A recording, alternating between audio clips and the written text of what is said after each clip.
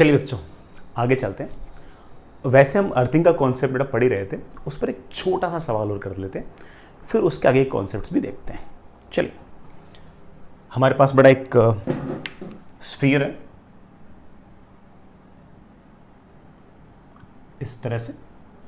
इस स्फीयर का जो रेडियस है बड़ा, मान लीजिए कि एक बार के लिए आपके पास r है। यहां से कुछ डिस्टेंस दूर, मान लीजिए बेटा x डिस्टेंस दूर, कोई चार्ज पार्टिकल है q। इस q चार्ज के पास वेलोसिटी है इस तरफ v। It is directed toward the sphere, sphere की तरफ है। ये जो स्फीयर है ये कंडक्टिंग है। कंडक्टिंग बोल दो बेटा, मेटेलिक बोल दो, एक ही बात है। और हमने क्या कर रखा है कि इस स्फीयर को एक कंडक्टिंग वायर से, ये बड़ा बीच में स्विच, अर्थ से जोड़ रखा है। अर्थ से जोड़ने का आप अर्थ जानते ही हो, नाम तो अर्थिंग या ग्राउंडिंग है, लेकिन उसका कॉन्सेप्ट ये है कि इसका पोटेंशियल वही हो जाएगा जो अर्थ का है, और अर्थ का पोटेंशियल बेटा हम जीरो अज्यूम करते हैं। हमने बेटा स्विच ऑन कर रखा है, मतलब कनेक्ट कर रखा है, ठीक है ना। ऑफ कोर्स अर्थ बेटा कोई चार्ज वगैरह दे रही होगी, तो मुझे ऐसा लगता है कि बेटा इस तार में कोई ना कोई करंट हो सकता है, हमें वो करंट ही निकालना है। Find current in wire connecting sphere and earth. बड़ा अर्थ को और स्फीयर को कनेक्ट करने वाला जो वायर है उसमें करंट बताओ। चलिए बताएंगे। पहली बात तो करंट क्यों है, हम ऐसा मान लेते हैं कि बेटा इस स्फीयर के पास लेट से बेटा क्यू चार्ज है। ये क्यू चार्ज इस बात पर डिपेंड करेगा कि ये वाला जो कैपिटल क्यू चार्ज है यहाँ से कितने डिस्टेंस पे है। जैसे जैसे कैपिटल क्यू नज़दीक आएगा ये स्मॉल क्यू चेंज होगा। इस स्मॉल क्यू को चेंज कराने की जो जिम्मेदारी है वो अर्थ की है। अर्थ कोई चार्ज दे रही होगी या निकाल रही होगी, और कुल मिलाकर इस क्यू को चेंज कर रही होगी। पहले काम करते हैं, क्यू निकालते हैं, उसके बाद की बातें अपन से बड़े आराम से हो जाएंगी। क्यू निकालने के बाद आप कॉन्सेप्ट जानते हो, इस स्फीयर का पोटेंशियल लिखो और उस पोटेंशियल को जीरो कर दो। वेरी इजी, खुद की वजह से पोटेंशियल आएगा के क्यू अपॉन कैपिटल आर, और इस कैपिटल क्यू की वजह से यहां पर पोटेंशियल आएगा के कैपिटल क्यू अपॉन बेटा एक्स का square, and of course we want it to be zero. और सॉरी, एक्स का स्क्वायर नहीं बेटा, एक्स। यहां से हमारे पास बेटा स्मॉल क्यू की वैल्यू आ गई minus Q capital R upon X, बेटा that is small Q. As you can see that कि बेटा जैसे जैसे टाइम बीतेगा वैसे वैसे लगातार x की जो वैल्यू है वो लगातार घटेगी। बेटा जैसे जैसे x की वैल्यू लगातार घटेगी बेटा वैसे q का जो मैग्नीट्यूड है वो लगातार बढ़ेगा। हम जानते हैं कि ये वाला चार्ज नेगेटिव है, लेकिन इसका मैग्नीट्यूड लगातार बढ़ेगा, ठीक है, कोई बात नहीं बेटा। और अगर मैग्नीट्यूड बढ़ेगा तो कोई ना कोई करंट तो होना चाहिए, मतलब नेगेटिव में लगातार चार्ज बढ़ेगा। बेटा नेगेटिव में अगर लगातार चार्ज बढ़ेगा तो पक्की बात है कि यहां से कोई ना कोई करंट बेटा यूं जा रहा होगा, करंट यूं जा रहा होगा। हालांकि करंट के ऐसे जाने का हम अर्थ समझते हैं, ऐसा नहीं कि पॉजिटिव चार्ज यहां से भाग गए हो। पॉजिटिव चार्ज थोड़ा भागते ही नहीं है, भागते कौन है, फ्री इलेक्ट्रॉन्स। तो पक्की बात है कि फ्री इलेक्ट्रॉन्स यूं आ रहे होंगे, और जो फ्री इलेक्ट्रॉन्स है वो ऑफकोर्स नेगेटिव में इसका जो चार्ज है उसको लगातार बढ़ाए जा रहे हैं। We know it very well कि current is basically dq by dt. Current is बेटा basically dq by dt, and it can be written as बेटा माइनस क्यू आर, ये तो बाहर 1 अपॉन एक्स का डिफरेंशिएशन, बेटा 1 अपॉन एक्स का differentiation आएगा minus 1 upon x square into d x by d t. बेटा माइनस से माइनस कैंसिल हो गया, मेरे पास ये आंसर आ गया q upon r into x square. बेटा इस dx बाई dt को हम जानते हैं बेटा दैट इज v। हालांकि वैसे आपको माइनस भी लिखना चाहिए क्योंकि बेटा जो v है वो लगातार x को घटा रहा है, लेकिन हम वैसे बेटा प्लस माइनस में इंटरेस्टेड है ही नहीं। करंट की डायरेक्शन तो हम वैसे बता चुके हैं कि करंट जो डायरेक्शन बेटा वो स्फीयर से ग्राउंड की तरफ है, तो हम सीधे बोल सकते हैं कि करंट का जो मैग्नीट्यूड आ गया है वो आ गया है q into r upon x square into v. तो ये हमारा करंट आ गया। This is the answer. I hope that's okay. But ऐसे हम बड़े आराम से करंट निकाल सकते हैं। चलिए बच्चों आगे चलते हैं। नेक्स्ट, ऐसे बेटा हमारे पास और भी कॉन्सेप्ट्स आएंगे। हमें बेटा अर्थिंग देगा, आगे चलते हैं। Next is charge distribution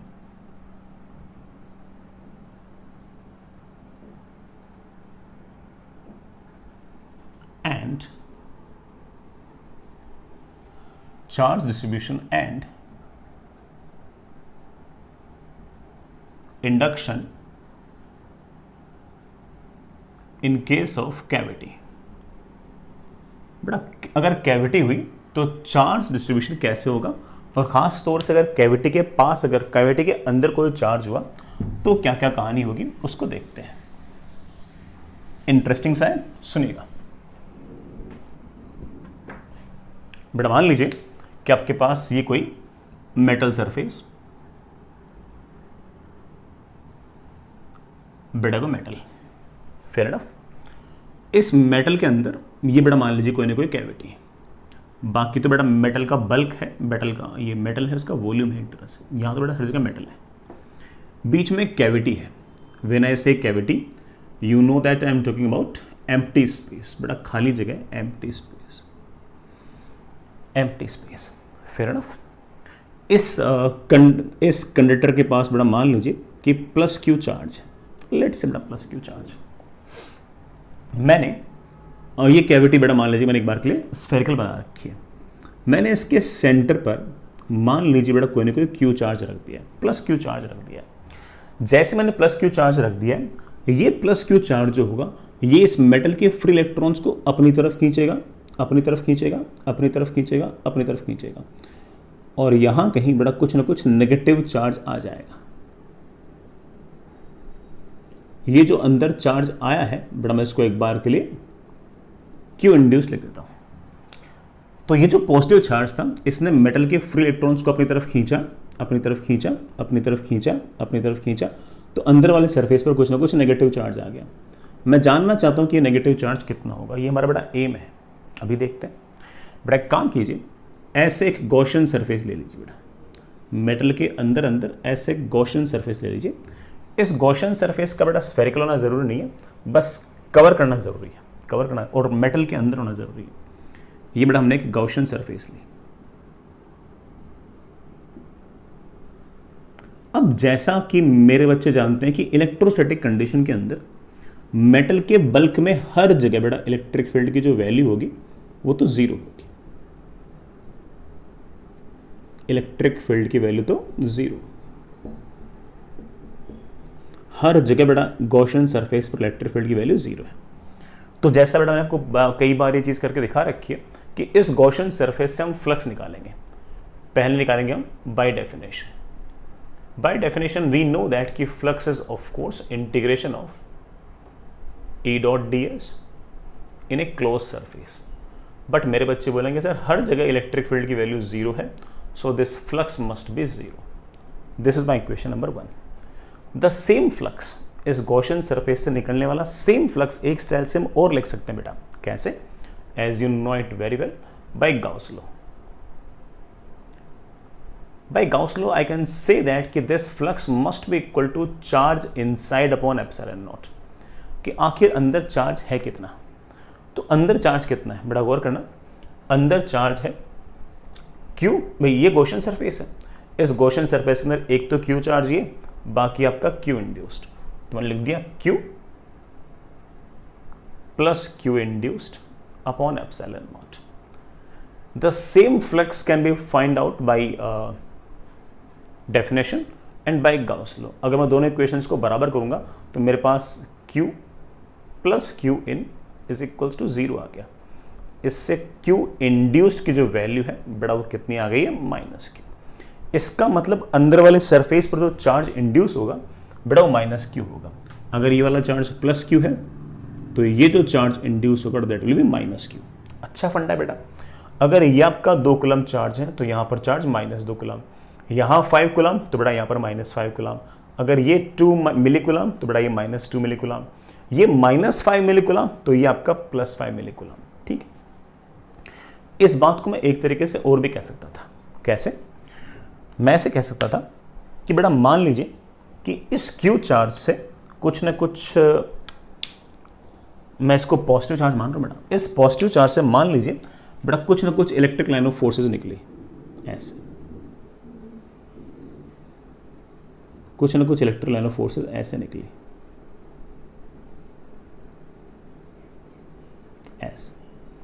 as we know that, कि मैंने आपको एक स्टेटमेंट लिखा रखा है कि मेटल के अंदर बेटा जहां जहां मेटल है ना, यहां मेटल बेटा, यहां तो मेटल नहीं तो खाली जगह, लेकिन यहां मेटल है, यहां मेटल है, यहां मेटल है, मेटल, यहां पर कोई इलेक्ट्रिक लाइन ऑफ फोर्स नहीं होगी।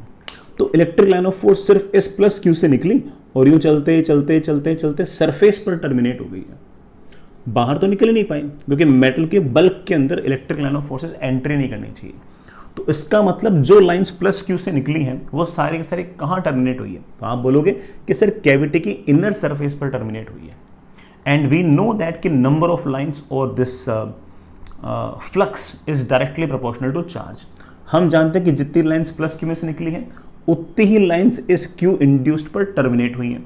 अगर नंबर ऑफ लाइंस की संख्या बराबर है तो पक्की बात है कि चार्ज भी बराबर है। सिर्फ इतना सा फर्क है कि इससे तो टर्मिनेट हुई है, सॉरी बेटा, इससे तो बेटा बाहर निकली है और इस क्यू इंड्यूस्ड पर टर्मिनेट हुई है। तो ऑफ कोर्स ये पॉजिटिव, ये उतना ही आपका नेगेटिव। तो जैसे आपको बोलना पसंद हो आप वैसा कह सकते हो, उसमें कोई दिक्कत नहीं है। आई होप दैट्स ओके। चलिए बेटा, ये बेटा एंगल तो सही आ रहा है ना? हाँ ठीक है। हाँ, हम किसी भी तरीके से बेटा ये वाली बात कह सकते थे। तो अगर यहां पर प्लस क्यू चार्ज तो बेटा यहां पर अपने आप माइनस क्यू चार्ज। अब एक बात तो बेटा, इस मेटल के पास जो नेट चार्ज था वो कैपिटल क्यू था। अंदर वाले सरफेस के पास अगर माइनस क्यू चार्ज आ गया तो ऑफ कोर्स बाहर वाले सरफेस पर चार्ज आ गया क्यू प्लस क्यू। अब बाहर वाले सरफेस पर कितना चार्ज आएगा वो तो इस बात पर डिपेंड करता है कि आस पड़ोस में बेटा कोई चार्ज है या नहीं है। अगर आस पड़ोस में कोई चार्ज नहीं है तो मैं आपको सिखा चुका हूं कि जो भी चार्ज डिस्ट्रीब्यूट होगा वो उस सरफेस के रेडियस ऑफ कर्वेचर के इनवर्सली प्रोपोर्शनल होगा।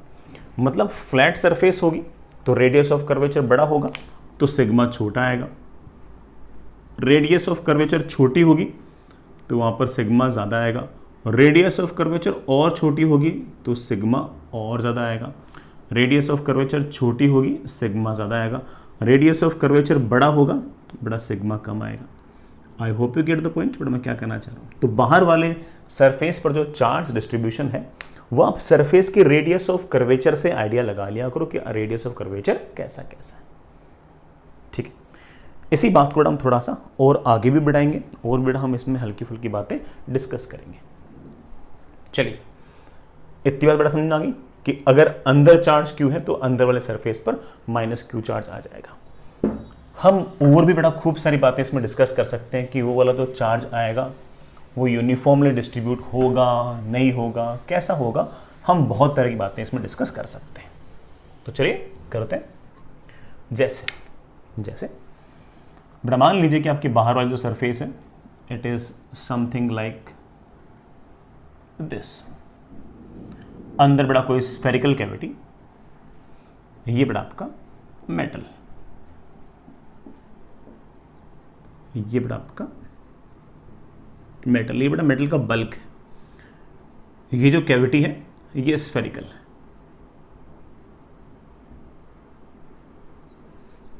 Spherical cavity. इस मेटल के पास जो चार्ज है बेटा वो तो कैपिटल क्यू है, मान लीजिए बेटा गिवन है। अब मैंने क्या किया कि इसके सेंटर पर एक सेंटर पे प्लस क्यू चार्ज रख दिया और रेडियस बेटा मैंने इसका आर बोल रखा। अब now I know it very well कि ये वाला जो प्लस क्यू होगा ये बड़ा इसके फ्री इलेक्ट्रॉन्स को अपनी तरफ खींचेगा। अगेन हम अगर एक गॉसियन सरफेस लेंगे तो उसके हर पॉइंट पर इलेक्ट्रिक फील्ड जीरो, तो उसमें से गुजरने वाला फ्लक्स जीरो, तो अंदर नेट चार्ज होना चाहिए जीरो। तो अगर ये बड़ा प्लस क्यू तो अपने आप बड़ा यहां पर चार्ज आ जाएगा माइनस क्यू।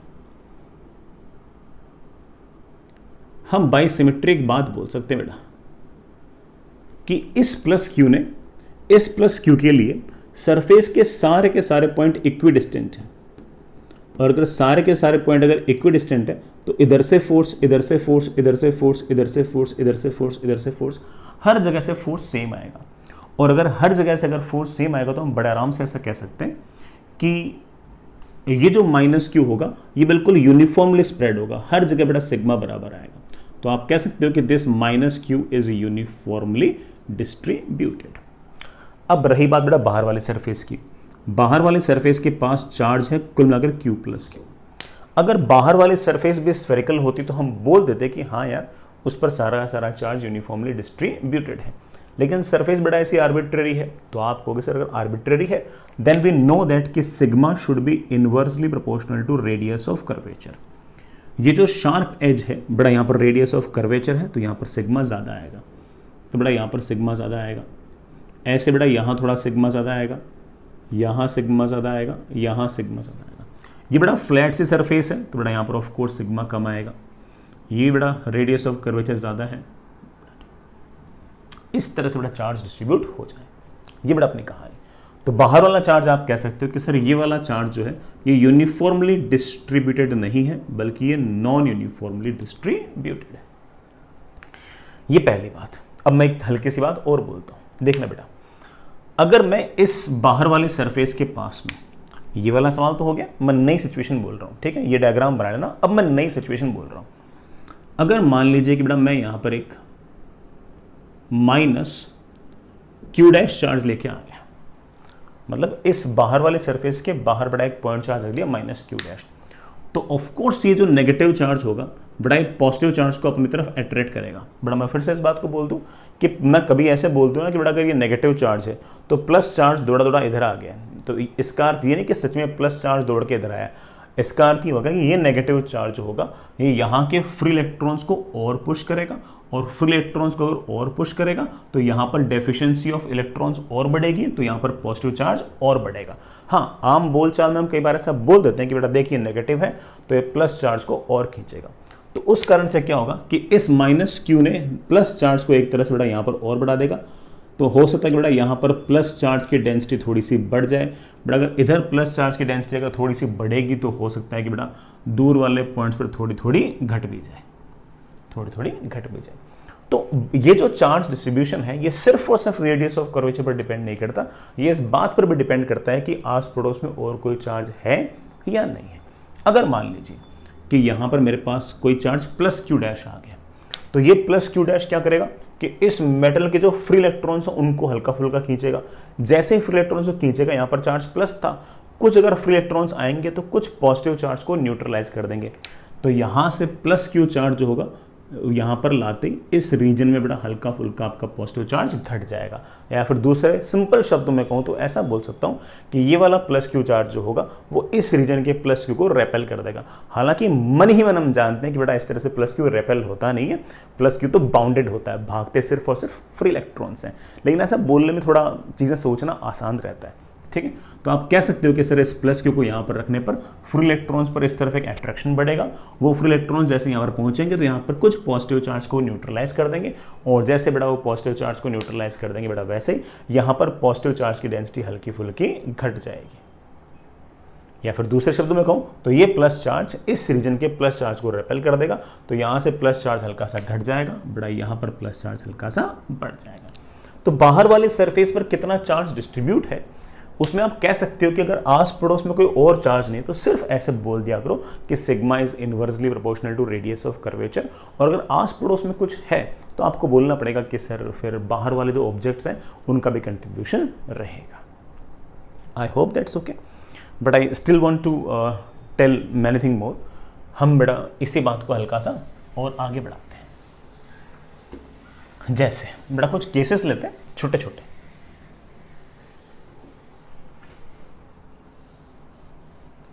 जैसे मान लीजिए कि आपके पास इस तरह का स्फीयर है, स्फीयर में बड़ा एक कैविटी है, कंसेंट्रिक कैविटी है, बड़ा इट इज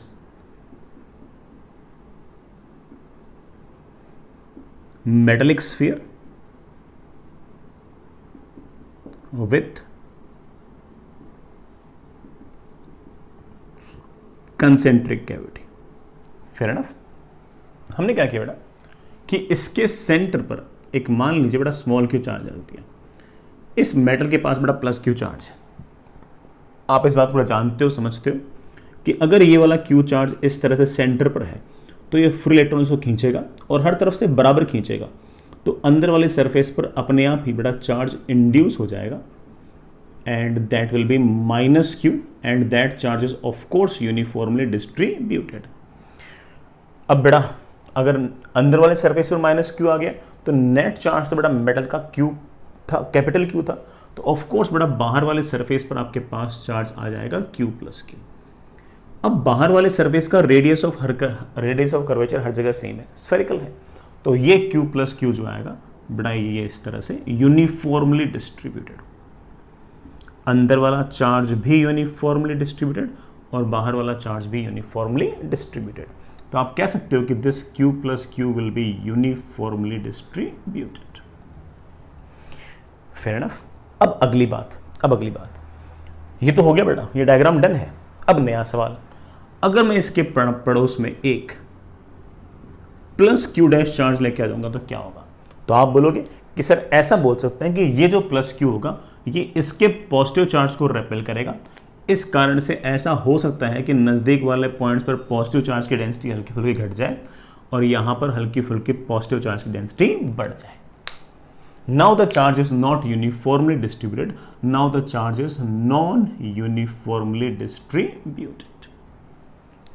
फेयर इनफ। अगर मैं इस प्लस क्यू डैश को बड़ा वापस से भगा दूं, जैसे मैं इसको भगा दूंगा बड़ा वापस से आपका चार्ज डिस्ट्रीब्यूशन वैसा का वैसा हो जाएगा। और अगर मैंने यहां पर कोई negative charge minus Q dash रख दिया तो ये माइनस क्यू डैश बेटा क्या करेगा आप जानते हो? ये माइनस क्यू डैश आम बोलचाल की भाषा में ऐसा बोल सकता हूं कि पॉजिटिव चार्ज को अट्रैक्ट करेगा और इस कारण से बेटा यहां से प्लस चार्ज दूर वाले पॉइंट से दौड़ के यहां आएगा और यहाँ बेटा पॉजिटिव चार्ज की डेंसिटी बढ़ जाएगी और फिर से बेटा आपका जो चार्ज होगा वो नॉन यूनिफॉर्मली डिस्ट्रीब्यूटेड होगा, भले ही आपका रेडियस ऑफ कर्वेचर हर जगह सेम हो। तो बाहर वाले सरफेस पर चार्ज किस तरह से डिस्ट्रीब्यूट होगा वो इस बात पर डिपेंड करता है कि आपके बाहर वाले सरफेस का रेडियस ऑफ कर्वेचर कैसा है और उसके बाहर चार्जेस कैसे पड़े, क्योंकि उनकी इंडक्शन इफेक्ट्स आ सकते हैं और इंडक्शन इफेक्ट किस तरह से आएंगे आपको उसका हल्का फुल्का आइडिया तो लगे क्या होगा। Fair enough. चलिए बेटा आगे चलते हैं। अगला सवाल ये बेटा अगला डायग्राम जैसे बोलना चाहो देखते हैं बेटा। यही बात डिस्कस कर रहे हैं बेटा, थोड़ी थ्योरेटिकल सी है ना, आई होप आप बोर नहीं हो रहे होंगे, थोड़ी थ्योरेटिकल सी बात है, सुन सकते हैं है ना। नेक्स्ट अगली बात बेटा ऐसी है, सब बेटा वही कहानी, ये बड़ा स्फीयर, कंसेंट्रिक कैविटी, ये बड़ा आपका metal, this is metallic sphere with concentric cavity. ठीक है ना, बाकी बड़ा सारी कहानी बड़ा वही है, प्लस क्यू चार्ज, ये बड़ा इसका सेंटर। मैंने बड़ा एक प्लस क्यू चार्ज रख दिया और उस प्लस क्यू चार्ज को मैंने सेंटर पर नहीं रखा, कहीं और रख दिया। अब आप बड़ा आगे कहानी जानते हो, ये वाला प्लस क्यू चार्ज जो है वो फ्री इलेक्ट्रॉन्स को अपनी तरफ खींचेगा खींचेगा खींचेगा खींचेगा खींचेगा। ऑफ कोर्स ये वाले पॉइंट्स नज़दीक हैं तो ये वाला अट्रैक्टिव फोर्स ज़्यादा होगा, ये वाले बड़ा पॉइंट्स दूर हैं तो यहाँ पर अट्रैक्टिव फोर्स थोड़ा सा कम होगा। तो यहाँ पर नेगेटिव चार्ज हो सकता है कि बेटा हल्का सा कम आए और यहाँ हो सकता है कि बेटा नेगेटिव चार्ज हल्का सा ज़्यादा है, लेकिन इतना तय है कि जो चार्ज आएगा वो थोड़ा माइनस क्यू ही आएगा। लेकिन ये माइनस क्यू चार्ज बेटा यूनिफॉर्मली डिस्ट्रीब्यूट नहीं है बल्कि ये नॉन यूनिफॉर्मली डिस्ट्रीब्यूटेड है। बेटा माइनस क्यू ही आया, माइनस क्यू ही क्यों आया ये आपको बात समझ आ गई होगी। मैं इस बात को दो तरीके से एक्सप्लेन कर सकता हूँ बेटा, फिर से वही कहानी कि मैं ऐसी एक गॉसियन सरफेस ले लूँ, गॉसियन सरफेस आपने मेटल के अंदर लिया तो ऑफकोर्स उसके हर पॉइंट पर इलेक्ट्रिक फील्ड जीरो, तो गॉसियन सरफेस के हर पॉइंट पर अगर इलेक्ट्रिक फील्ड जीरो तो ऑफकोर्स फ्लक्स भी जीरो, फ्लक्स जीरो तो उस गॉसियन सरफेस के अंदर ऑफकोर्स नेट चार्ज भी जीरो। एक तो ये तरीका, दूसरा ये कि इस प्लस क्यू से जितना फ्लक्स निकलेगा वो इस सरफेस को तो क्रॉस नहीं कर सकता क्योंकि बाहर बड़ा इलेक्ट्रिकल फोर्स प्रेजेंट होनी नहीं चाहिए। अगर ऐसा है तो ऑफकोर्स जो प्लस क्यू चार्ज होगा वो कहाँ टर्मिनेट होगा, आप बोलो सर सरफेस पर ही टर्मिनेट होगा। तो जितनी लाइंस प्लस क्यू से निकलेंगी, इमर्ज होंगी, उतनी ही लाइंस इस इनर सरफेस पर टर्मिनेट होंगी। अगर नंबर ऑफ लाइंस की संख्या सेम है तो ऑफ कोर्स आपका चार्ज भी सेम है। बस इतना फर्क है कि इसमें से तो बेटा निकली है और इस चार्ज पर टर्मिनेट हुई, तो साइन अपोजिट है, बाकी सारी कहानी बेटा वैसे की वैसी। बेटा इसके पास जैसे अंदर माइनस क्यू चार्ज आ गया तो ऑफ कोर्स बाहर वाले सरफेस पर प्लस क्यू चार्ज आ गया। सॉरी बेटा, प्लस क्यू नहीं बेटा, Q plus Q, capital Q तो पहले से था ना, तो बाहर वाले सरफेस पर चार्ज आ गया क्यू प्लस क्यू। अच्छा, अब बाहर वाले सरफेस पर चार्ज कौन डिसाइड कर रहा है? बाहर वाले सरफेस पर चार्ज ये वाला प्लस क्यू और ये वाला माइनस क्यू डिसाइड कर ही नहीं सकते, क्योंकि इन दोनों के कारण तो हम जानते हैं कि कोई इलेक्ट्रिक लाइन ऑफ फोर्स बाहर निकली नहीं है। भाई इस प्लस क्यू को अगर मैं यहां से उठाकर यहां ले भी आया तब भी इन सारे के सारे पॉइंट्स पर तो इलेक्ट्रिक फील्ड पहले भी जीरो थी, बाहर भी जीरो है, तो इस सिस्टम की वजह से बाहर नेट इलेक्ट्रिक फील्ड तो हमेशा ही जीरो है। तो बाहर वाले सरफेस का चार्ज डिस्ट्रीब्यूशन तो बड़ा तुम जानते हो कौन डिसाइड करता है, या तो रेडियस ऑफ कर्वेचर या बाहर कोई पड़ा हुआ चार्ज। अगर ये सारा सिस्टम आइसोलेटेड है, अगर इसके पास पड़ोस में कोई और नहीं है, then we know it very well कि this Q plus Q must be uniformly distributed. और हाँ, अगर आस पड़ोस में आप कोई चार्ज ले आए तो बेटा चार्ज किस तरह से डिस्ट्रीब्यूट होगा आप लोग जानते ही हो बेटा, फिर तो चार्ज डिस्ट्रीब्यूट होगा नॉन यूनिफॉर्मली। वो कैसे कैसे उसका आपको हल्का फुल्का आइडिया है, कैलकुलेशन तो नहीं लेकिन एक हल्का फुल्का आइडिया है कि अगर मैं यहाँ पर एक नेगेटिव चार्ज लिया तो यहाँ पर प्लस की डेंसिटी बढ़ जाएगी, यहाँ पर एक प्लस क्यू ले लिया तो यहाँ पर प्लस की डेंसिटी घट जाएगी और यहाँ पर प्लस की डेंसिटी बढ़ जाएगी। वो मैं पता है, हम भले ही सिग्मा वगैरह लिख ना पाए बट एटलीस्ट वी नो कि how the charge will distribute और रीडिस्ट्रीब्यूट इटसेल्फ। ठीक बेटा, आगे चलिए। अगली बात, ऐसे बेटा एक बात और बोल रहा हूँ कि मान लीजिए कि बेटा आपके पास ये एक स्फीयर और अंदर बेटा ऐसी कैविटी, ये आपका मेटल है, ये आपका मेटल के पास बड़ा चार्ज क्यू है, अंदर कैविटी है बेटा ऐसे आर्बिट्ररी सरफेस की, और ये जो चार्ज बेटा ये माइनस क्यू है। अगर ये माइनस क्यू है तो अंदर वाले सरफेस पर कुछ ना कुछ चार्ज आएगा। चार्ज कितना आएगा बेटा तुम कहोगे sir that is minus Q, लेकिन ये माइनस क्यू इस बार किस तरह से डिस्ट्रीब्यूटेड है इसके बारे में आप यही बोल सकते हो कि सर अगर ये वाले सरफेस नॉन यूनिफॉर्म है तो कोई पॉइंट हो सकता है कि नज़दीक हो, कोई पॉइंट हो सकता है कि दूर हो, तो ये सिग्मा सारा यूनिफॉर्म वैसा ज़रूरी नहीं है। तो this minus Q is non uniformly distributed. बाहर वाली सरफेस पर जो चार्ज आएगा वो बड़ा आप जानते हो कितना आएगा,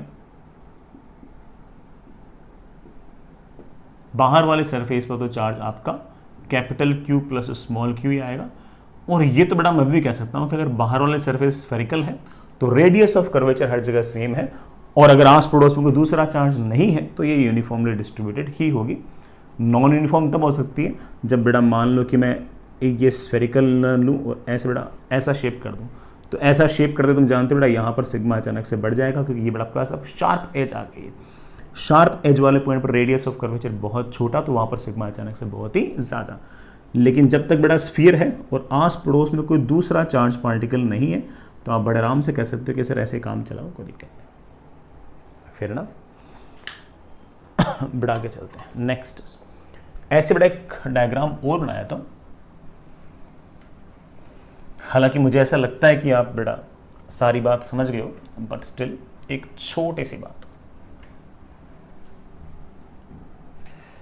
ठीक है सुनो।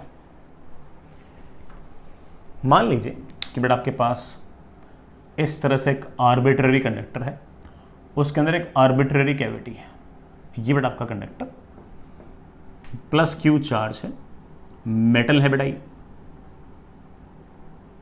मेटल की सरफेस, ठीक है। मैंने इस कैविटी के अंदर एक माइनस क्यू चार्ज, सॉरी बेटा प्लस क्यू चार्ज रख दिया, प्लस क्यू चार्ज रख दिया तो अंदर वाले सरफेस पर अपने आप ही माइनस क्यू चार्ज इंड्यूस हो जाएगा, वो भी बेटा of course non uniformly distributed. कारण बेटा आप जानते हो हर पॉइंट बड़ा सिमेट्रिक नहीं है, ठीक है, कोई पॉइंट नज़दीक है कोई पॉइंट दूर है, तो हम नहीं बता सकते कि सिग्मा का डिस्ट्रीब्यूशन क्या होगा, लेकिन इतना जरूर कह सकते हैं कि सिग्मा हर जगह सेम नहीं है। अगर अंदर वाले सरफेस पर माइनस क्यू आ गया तो बाहर वाले सरफेस पर बड़ा क्यू प्लस क्यू होना चाहिए, अब ये Q प्लस क्यू कैसे डिस्ट्रीब्यूट होगा ये आप जानते ही हो, मतलब कैसे, मतलब यूनिफॉर्म होगा या नॉन यूनिफॉर्म, आप बोले सर नॉन यूनिफॉर्म होगा। और नॉन यूनिफॉर्म में आप कहोगे सर ये जो थोड़ी सी ऐसी सरफेस हैं जिनका रेडियस ऑफ कर्वेचर थोड़ा कम है, वहाँ पर सिग्मा थोड़ा सा ज़्यादा आएगा, बाकी जगह बड़ा सिग्मा थोड़ा सा कम आ जाएगा। इस तरह का आपका चार्ज डिस्ट्रीब्यूशन रहेगा। Fair enough. चलिए बेटा, कॉन्सेप्चुअली तो मैं सारी बातें बोल चुका हूँ, बट मैं एक जिस तरह से जेई ने सवाल पूछा है बड़ा वैसी एक बात और बोलना चाहता हूँ। हालांकि मैं इसे एज ए नोट ना लिखाऊं तब भी बेटा आप में इतनी क्षमता होनी चाहिए कि आप इस बात को सोच सको। और आईआईटी ने बेटा एग्जैक्टली इस कॉन्सेप्ट पे सवाल पूछा है, बट चलिए बेटा मैं लिख देता हूँ कि बेटा मैं क्या आपसे पूछना चाहता हूँ। तो इसको चाहो तो बेटा आप एज ए हेडिंग भी लिख सकते हो। लिखिए बेटा। हाँ बेटा, next is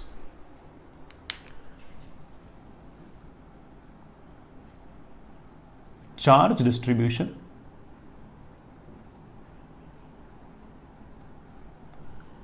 on inner and outer surface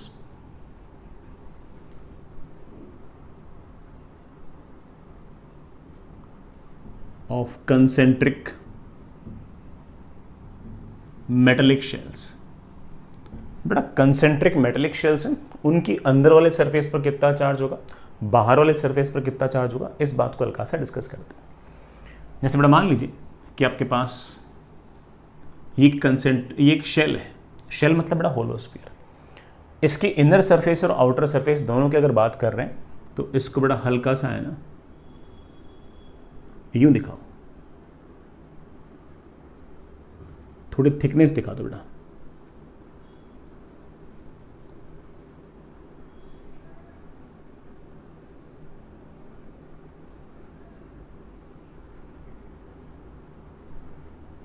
ऐसे दिखा दो जिससे हम ढंग से बोल सके कि इनर सरफेस कौन सी और आउटर सरफेस कौन सी।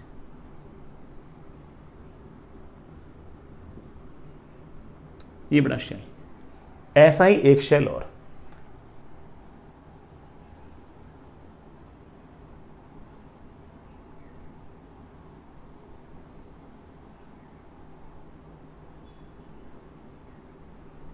ऐसा ही बड़ा एक शेल।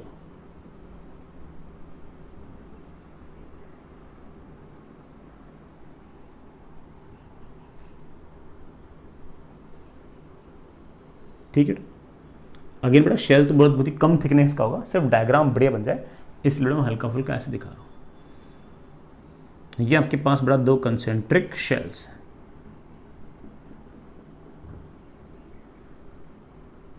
Fair enough. इसके पास बड़ा चार्ज Q1 है, इसके पास चार्ज Q2 है, और दोनों के कॉमन सेंटर पर एक पॉइंट चार्ज पड़ा है Q का। हमें ये देखना है कि यार हर सरफेस पर कितना कितना चार्ज होगा, मतलब इस स्फीयर के पास नेट चार्ज Q1 है, लेकिन अंदर वाले सरफेस पे कितना होगा और बाहर वाले सरफेस पे कितना होगा ये निकालना है, निकाल लेंगे। अब देखना बेटा, इस Q चार्ज से कुछ ना कुछ इलेक्ट्रिक फ्लक्स निकलेगा, ऐसे कुछ ना कुछ बड़ा इलेक्ट्रिक फ्लक्स निकलेगा ऐसे, फेयर इनफ। ये जो इस Q चार्ज से जो इलेक्ट्रिक लाइन ऑफ फोर्सेस निकल रही है ये इस सरफेस को क्रॉस तो कर नहीं सकती बेटा, तो ऐसा तो है नहीं कि बेटा इस Q चार्ज से इलेक्ट्रिक लाइन ऑफ फोर्स निकली और इन्फिनिटी तक पहुंची, तो ये सिर्फ उससे बड़ा इस Q चार्ज से निकली और इस शेल के अंदर वाले सरफेस पे पहुंची। सर आपने तो कहा था कि electric line of force positive charge से ओरिजिनेट होगी या इन्फिनिटी से ओरिजिनेट होगी। सर इस केस में पॉजिटिव चार्ज से ओरिजिनेट हो रही है। आपने ये भी लिखाया था कि इलेक्ट्रिक लाइन ऑफ फोर्स या तो नेगेटिव चार्ज पर टर्मिनेट होगी या इन्फिनिटी पे। सर ये वाली लाइंस तो इन्फिनिटी जा नहीं रही है क्योंकि बीच में मेटल आ गया, इसको क्रॉस नहीं कर सकती।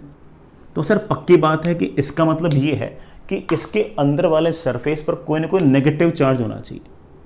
हाँ बेटा बिल्कुल होना चाहिए, यहाँ पर कुछ ना कुछ नेगेटिव चार्ज होना चाहिए, ये बेटा नेगेटिव चार्ज होना चाहिए। सर ये नेगेटिव चार्ज होना कितना चाहिए बेटा, आपने सोच लिया होगा। ऐसे तो जितना फ्लक्स इस क्यू चार्ज में से निकला है उतना ही फ्लक्स इस क्यू चार्ज पर उतना ही फ्लक्स इस नेगेटिव चार्ज पर टर्मिनेट हुआ है। अगर नंबर ऑफ लाइन सेम है तो चार्ज भी तो सेम होना चाहिए। तो आप बड़े आराम से कह सकते हो कि अंदर वाले सरफेस पर जो चार्ज आया है बड़ा माइनस क्यू होना चाहिए। Fair enough. इस बात को मैं एक तरीके से और कह सकता था, मैं ऐसे कहता कि बड़ा इस पतले से शेल के अंदर ऐसे एक गॉसियन सरफेस लो, अंदर लेना बड़ा, बाहर मत निकालना इस गॉसियन सरफेस। ऐसे एक स्फेरिकल गॉसियन सरफेस लो, मेटल के अंदर ही लेना बड़ा। जैसे बड़ा मैं कहता कि इस मेटल के अंदर गॉसियन सरफेस लो तो उसके हर पॉइंट पर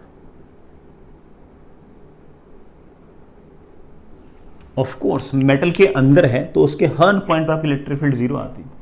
हर पॉइंट पर अगर इलेक्ट्रिक फील्ड जीरो आती तो ऑफ कोर्स उसमें से गुजरने वाला नेट फ्लक्स जीरो आता, उसमें से गुजरने वाला नेट फ्लक्स जीरो आता, तो इस गॉसियन सरफेस के अंदर नेट चार्ज जीरो होना चाहिए। तो जितना चार्ज ये पॉजिटिव आता उतना अंदर चार्ज नेगेटिव आता। कैसे बोल दो? अब अगली बात, नेट चार्ज Q1 था, उसमें से माइनस क्यू अंदर वाले सरफेस पर आ गया, तो बाहर वाले सरफेस पर कितना चार्ज आना चाहिए? तो आप बोलो सर Q1 प्लस क्यू। कितना आना चाहिए बेटा? Q1 plus Q. और बेटा मैं मान लेता हूं कि ये वाला चार्ज आपका ऐसे पॉजिटिव है, ये ले बेटा, बाहर वाले स्फीयर पर इस तरह से चार्ज आ गया Q1 प्लस क्यू। अब इस पॉजिटिव चार्ज के कारण कुछ ना कुछ फ्लक्स निकल रहा है ऐसे, लेकिन ये फ्लक्स जाना इन्फिनिटी चाहिए था, लेकिन बेटा बीच में एक शेल आ गया मेटलिक, उसको क्रॉस कर नहीं सकता, क्योंकि बेटा हम जानते हैं कि अंदर बेटा मेटल के अंदर इलेक्ट्रिक लाइन ऑफ फोर्सेस तो एंट्री नहीं कर सकती। तो इस Q1 प्लस क्यू से जो फ्लक्स निकला बेटा वो निकला तो सरफेस से, और फिर वो कहाँ जाकर जम गया, कहाँ जाकर बैठ गया? तो आप बोलो सर ऑफ कोर्स वो तो बाहर वाले शेल के अंदर वाले सरफेस पर जाकर बैठ गया। ओरिजिनेट कहाँ हुआ? अंदर वाले स्फीयर के बाहर वाले सरफेस से। टर्मिनेट कहाँ हुआ? बाहर वाले स्फीयर के अंदर वाले सरफेस पे। अगेन बेटा तुम जानते हो क्या करने वाला हो? मैं कहूँगा कि बेटा जितना फ्लक्स इस सरफेस से निकला है, बाहर वाले सरफेस से निकला है, उतना फ्लक्स ही इस इनर सरफेस पर टर्मिनेट हुआ है, क्योंकि बेटा बाहर तो निकल नहीं सकती लाइंस। तो ऑफ कोर्स जितना ये चार्ज है उतना ये चार्ज ये होना चाहिए। बस इतना सा अंतर होना चाहिए कि बेटा ये पॉजिटिव तो ये नेगेटिव, क्योंकि यहां से ओरिजिनेट हुआ तो यहां पर टर्मिनेट हुआ है। सो यू कुड इजीली से कि सर यहां पर पक्की बात है कि नेगेटिव चार्ज, इनर सरफेस पर नेगेटिव चार्ज, और जो नेगेटिव चार्ज है बेटा उसको आप बड़े आराम से कह सकते हो that is minus Q1 minus Q. जितना ये बेटा पॉजिटिव उतना ही ये नेगेटिव। इसको अगेन बेटा तुम दो स्टाइल से बोल सकते थे, एक तो ये, दूसरा तुम कहते हैं कि सर एक गॉसियन सरफेस ले लेते हैं इसके अंदर, मेटल के अंदर से एक गॉसियन सरफेस लेके सर पूरे को ढक दें इसको। हाँ बेटा ढक दो। हर जगह फ्लक्स क्या आता? जीरो, क्योंकि मेटल के अंदर बेटा गॉसियन सरफेस लिए तो उसके तो हर पॉइंट पर इलेक्ट्रिक फील्ड जीरो है, उसके हर पॉइंट पर इलेक्ट्रिक फील्ड जीरो तो बेटा फ्लक्स भी जीरो। तो उस गॉसियन सरफेस के अंदर नेट चार्ज जीरो, ये क्यू और माइनस क्यू तो कैंसिल हो गए, तो जितना है ये पॉजिटिव उतना ही यहां पर नेगेटिव। चलिए बेटा हमारा काम तो बन गया। अब पूछा ना बाहर वाले सरफेस पे कितना चार्ज होगा? बेटा तो पता ही आपको, बाहर वाले स्फीयर के पास नेट चार्ज Q2 था, अंदर वाले सरफेस पर माइनस Q1 माइनस क्यू आ गया, तो बाहर वाले सरफेस पर आ गया Q2 plus Q1 plus Q. ये बड़ा सारा का सारा चार्ज इसकी बाहर वाली सरफेस पर ऐसे, और यहां से बड़ा इलेक्ट्रिक लाइन ऑफ फोर्सेस निकलेंगी। अगर ये चार्ज पॉजिटिव है बेटा, यहां से इलेक्ट्रिक लाइन ऑफ फोर्सेस निकलेंगी, ऐसे जाएंगी बेटा। कहां तक जाएंगी? आप सर ऑफ कोर्स इन्फिनिटी तक जाएंगी।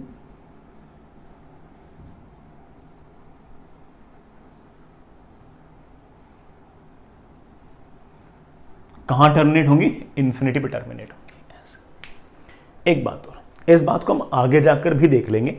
मैं आपसे पूछ लूं कि बेटा बताओ यहां पर इलेक्ट्रिक फील्ड जो है वो किसकी वजह से है? तो आप कहोगे सर इतना तो समझ में आ गया कि यहाँ पर इलेक्ट्रिक फील्ड जो है वो अंदर वाले सब की वजह से मिलाकर जीरो हो गई है। यहाँ पर तो ऐसा लग रहा है कि इलेक्ट्रिक फील्ड जो सिर्फ और सिर्फ बाहर वाले सरफेस के कारण ही बची है। तो बड़ा इसको हम अलग से कभी ना कभी अलग से पॉइंट बना के भी लिखेंगे, लेकिन यहाँ पर जो इलेक्ट्रिक फील्ड है उसकी आपको फील आ गई होगी कि ये इलेक्ट्रिक लाइन ऑफ फोर्स जो है सिर्फ और सिर्फ बड़ा बाहर वाले सरफेस पर जो चार्ज है उसके कारण ही है। जो इलेक्ट्रिक फील्ड है वो सिर्फ और सिर्फ बाहर वाले सरफेस पर जो चार्ज बैठा है उसके कारण ही है, अंदर वालों के कारण बेटा बाहर कोई नेट इलेक्ट्रिक फील्ड नहीं आ रही है।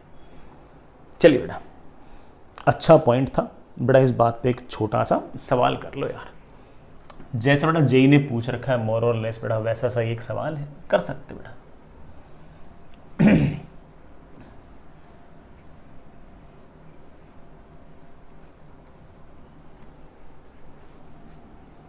चलिए बेटा,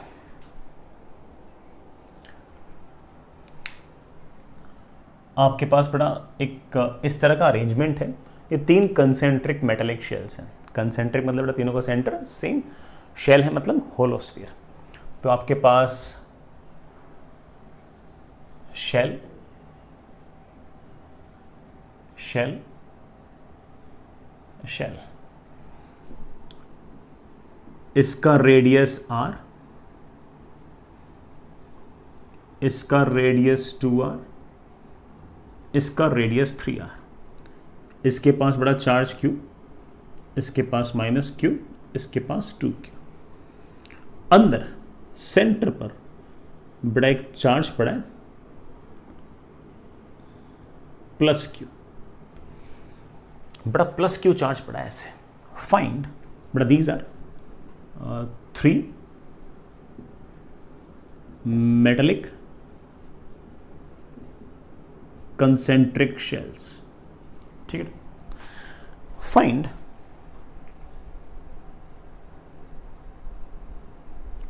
charge on each surface of shells.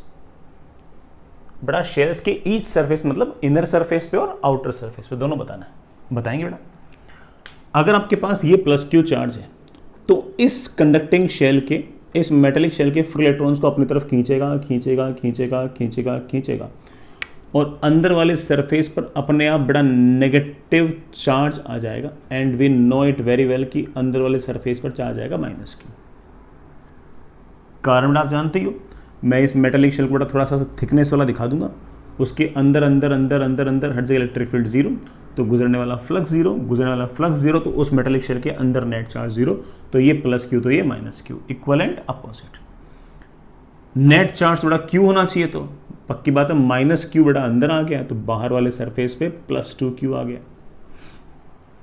ठीक है, अब यहां पर +2 आ गया तो यहां पर पक्की बात है कि -2q आना चाहिए, इक्वलेंट अपोजिट। कारण आप जानते बेटा यहां से जितना फ्लक्स निकलेगा यही टर्मिनेट होगा, इस मेटेलिक में से बेटा क्रॉस नहीं कर सकता, यहां -2q, तो पक्की बात है नेट चार्ज -q होना चाहिए, तो यहां पर चार्ज आ गया +q।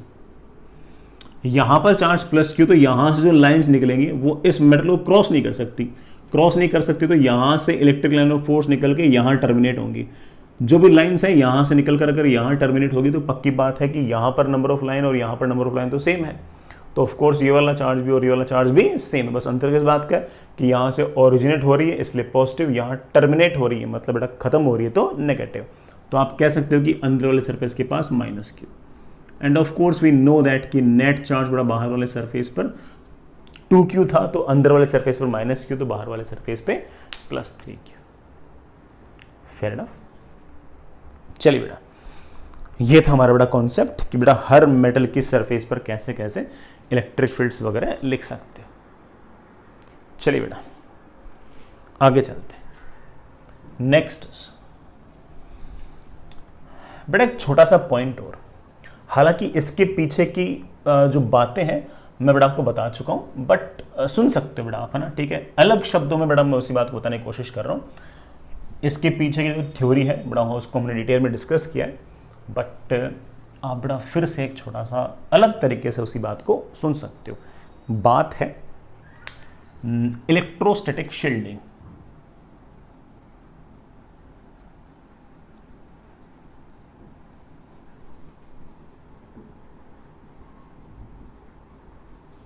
बेटा बात है electrostatic shielding.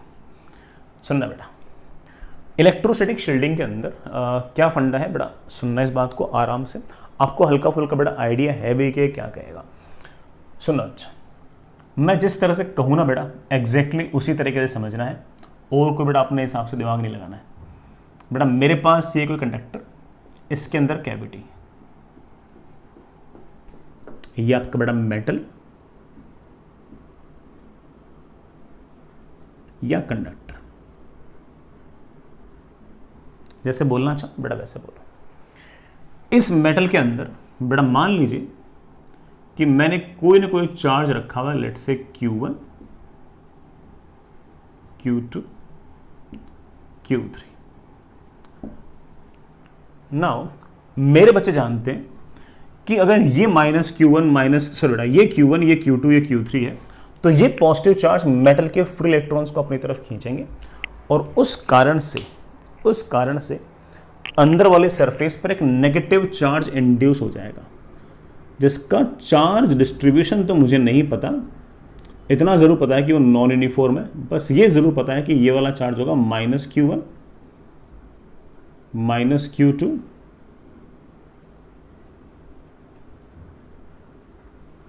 -Q3। Fair enough. इस मेटल के पास बेटा मान लीजिए कि जो नेट चार्ज था वो Q था, +Q था। अब अंदर वाले सरफेस के पास अगर -Q1, -Q2, -Q3 आ गया, तो ऑफ कोर्स बाहर वाले सरफेस पर कितना चार्ज आएगा वो आप जानते हैं बेटा।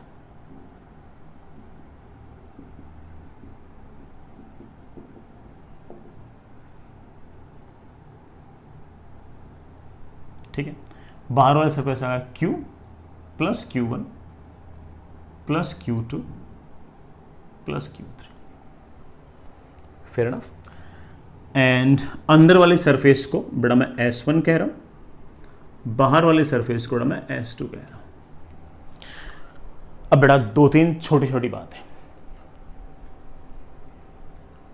जो भी चार्ज ऑन S1 है, मतलब अंदर वाले सरफेस पर जो चार्ज है वो होगा कितना वो तो हमें पता है, लेकिन उसका डिस्ट्रीब्यूशन जो है कहां कम है कहां ज्यादा है वो इस बात पर डिपेंड करता है कि Q1, Q2, Q3 की वैल्यूज कितनी है और वो कहां कहां है।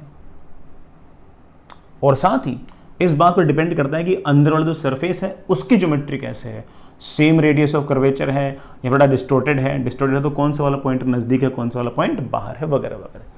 सो S1 charge on S1 depends on,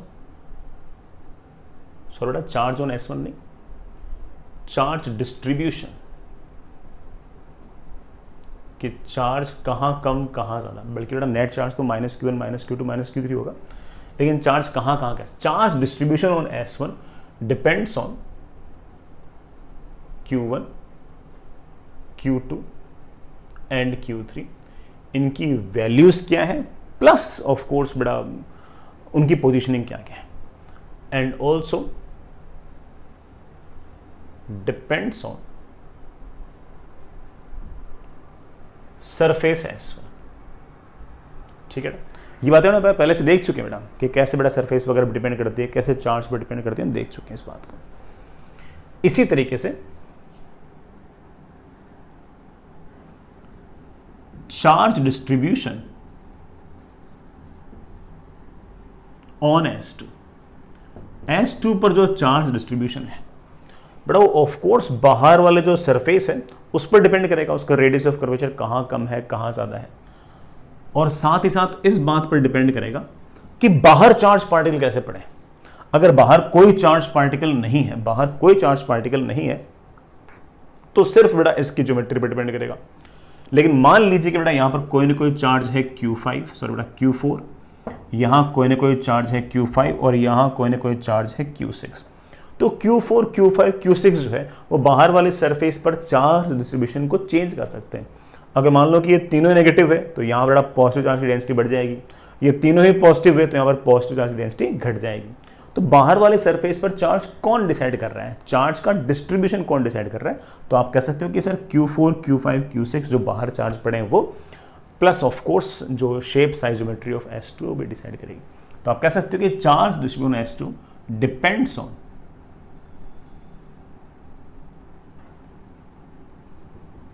outer charges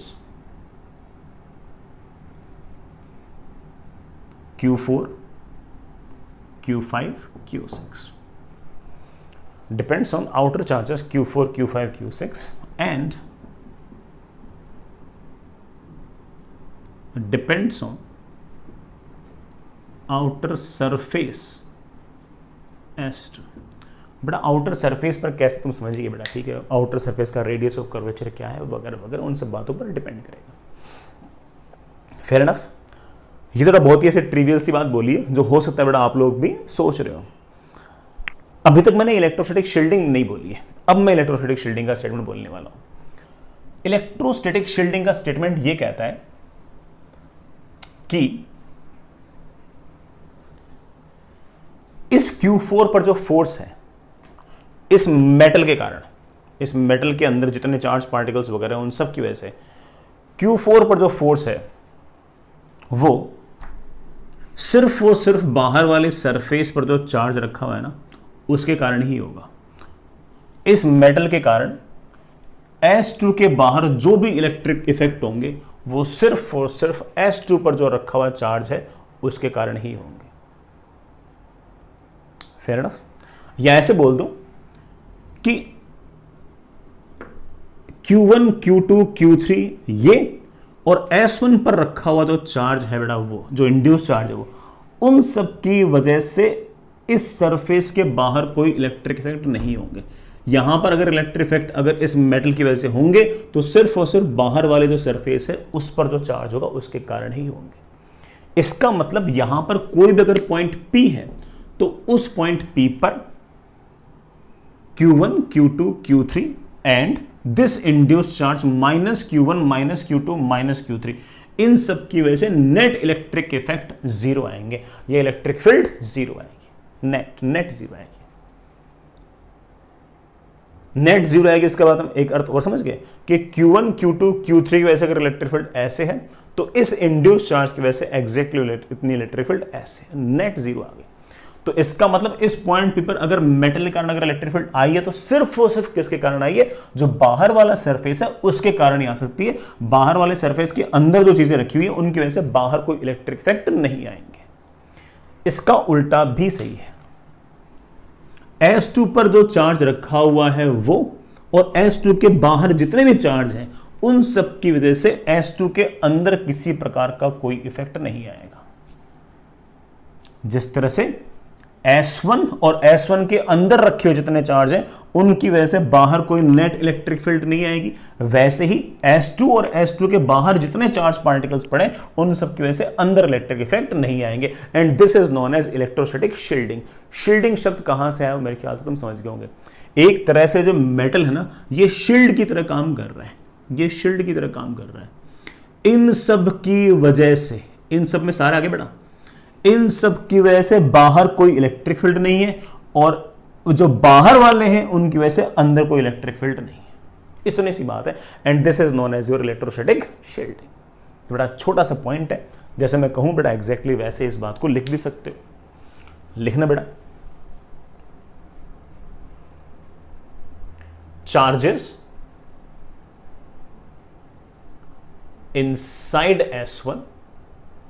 S1 के अंदर जितने चार्जेस हैं and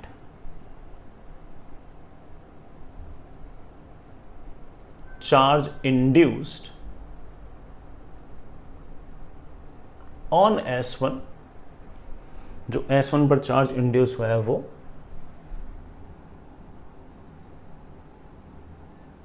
will have no electric field, will have no net electric field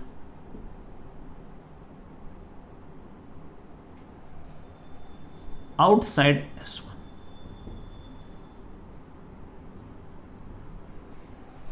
S1 के बाहर इन सब का किसी प्रकार का कोई प्रभाव नहीं होगा। सिंपल बात, नेट इलेक्ट्रिक फील्ड जीरो आएगी। किनकी वजह से? S1 पर जो चार्ज है वो और S1 के अंदर जितने चार्ज हैं वो, उन सब की वजह से नेट इलेक्ट्रिक फील्ड जीरो आएगी। इसका उल्टा भी सही बेटा, charges outside S2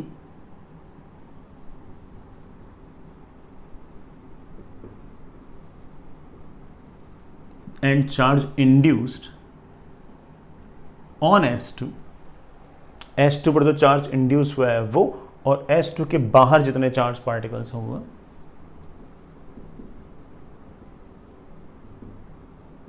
will have no net electric field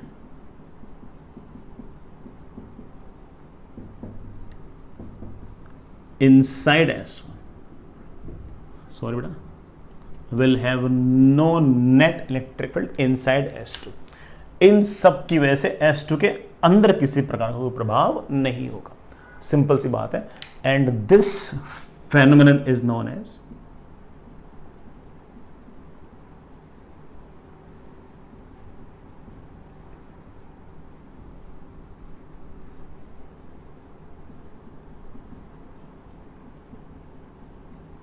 electrostatic shielding. बेटा ये है हमारी इलेक्ट्रोस्टैटिक शेल्डिंग. आई होप बेटा तुम समझे इस बात को. बिल्कुल वैसे ही याद करना बेटा, जैसे मैंने तुमको बताया है. S1 पर जो चार्ज है बेटा वो, और S1 के जितने अंदर चार्ज पार्टिकल्स हैं वो, उन सब की वजह से इसके बाहर कोई इलेक्ट्रिक फील्ड नहीं होगी. और S2 पर चार्ज है वो, और S2 के बाहर जितने चार्ज पार्टिकल्स हैं उनकी वजह से अंदर कोई नेट इलेक्ट्रिक फील्ड नहीं होगी. मतलब ये जो मेटल है ये बाहर वालों की वजह से अंदर इलेक्ट्रिक फील्ड एंटर नहीं होने देगा, और ये जो मेटल है बेटा ये अंदर वालों की वजह से बाहर को इलेक्ट्रिक फील्ड नहीं जाने देगा. इस कारण से एक तरह से ये मेटल जो है वो बाहर वालों के कारण अंदर वालों को शील्ड कर रहा है, और अंदर वालों के कारण बाहर वालों को शील्ड कर रहा है. इसलिए बेटा हमने इसका नाम निकाल दिया इलेक्ट्रोस्टैटिक शील्डिंग. चलिए बेटा, कॉन्सेप्ट तो अच्छा ही था, लेकिन तुम जानते बेटा कॉन्सेप्ट किस बात पर बेस्ड है, जो बेटा मैंने बिल्कुल शुरुआत में पढ़ी थी कि मेटल के बल्क के अंदर किसी प्रकार की कोई इलेक्ट्रिक फील्ड नहीं होगी, या कोई भी इलेक्ट्रिक लाइन ऑफ फोर्सेस बेटा कोई मेटल को क्रॉस नहीं करेंगे. उसी बात से बेटा मैंने इस बात को बोल दिया यार. ठीक, तो लिखने में थोड़ा सा अच्छा लगता है कि हाँ, लिखने में थोड़ा सा स्टेटमेंट अच्छा लगा. बाकी बेटा कॉन्सेप्ट तो एग्जैक्टली वैसा ही है जैसा अपन लोगों ने पहले भी देखा था. शुरुआत में लिखा भी था बेटा अपन लोगों ने ना, बिल्कुल शुरुआत में जब कंडक्टर अपन बिल्कुल शुरू में देख ही रहे थे ना, तब बेटा अपन लोगों ने इसको देख रखा था यार. चलिए बेटा, बढ़िया है. इस बात पे बेटा मैं आपसे एक सवाल पूछ लूं. चलिए बच्चों,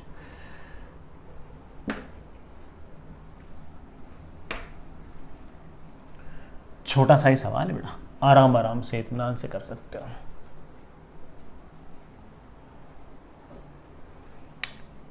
सुनिए बेटा, आपके पास बड़ा एक स्फीयर है विथ कंसेंट्रिक कैविटी.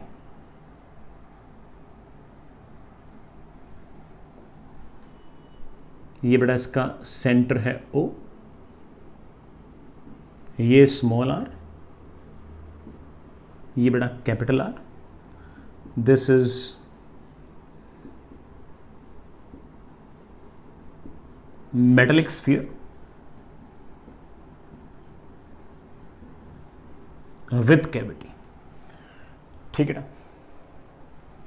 यहां कहीं बेटा मैंने कोई ना कोई चार्ज रख दिया, लेट्स से बेटा स्मॉल क्यू. ठीक है ना. ये डिस्टेंस मेरे पास x, बड़ा डिस्टेंस मेरे पास x. बेटा मैं कुछ पॉइंट्स दे रहा हूं. यहां कहीं बेटा एक ये बड़ा पॉइंट O है. बड़ा यहां कहीं कोई पॉइंट है बड़ा, लेट्स से A. ये जो स्फीयर है इसके पास बड़ा प्लस Q चार्ज, इस स्फीयर के पास बड़ा प्लस Q चार्ज. ठीक है ना. दो चार छोटे छोटे सवाल है बेटा. फाइंड, पहला बेटा electric field at point A, दूसरा बड़ा electric field at point A due to बड़ा पॉइंट चार्ज Q, तीसरा बड़ा electric field at point A due to charge induced on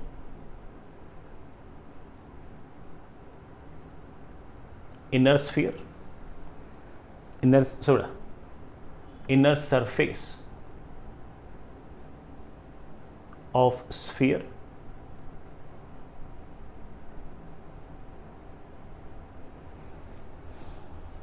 बड़ा ये डिस्टेंस भी आपको गिवन है, ये डिस्टेंस बड़ा आपको गिवन है, बड़ा दिस डिस्टेंस इज y, ये गिवन है बड़ा आपको।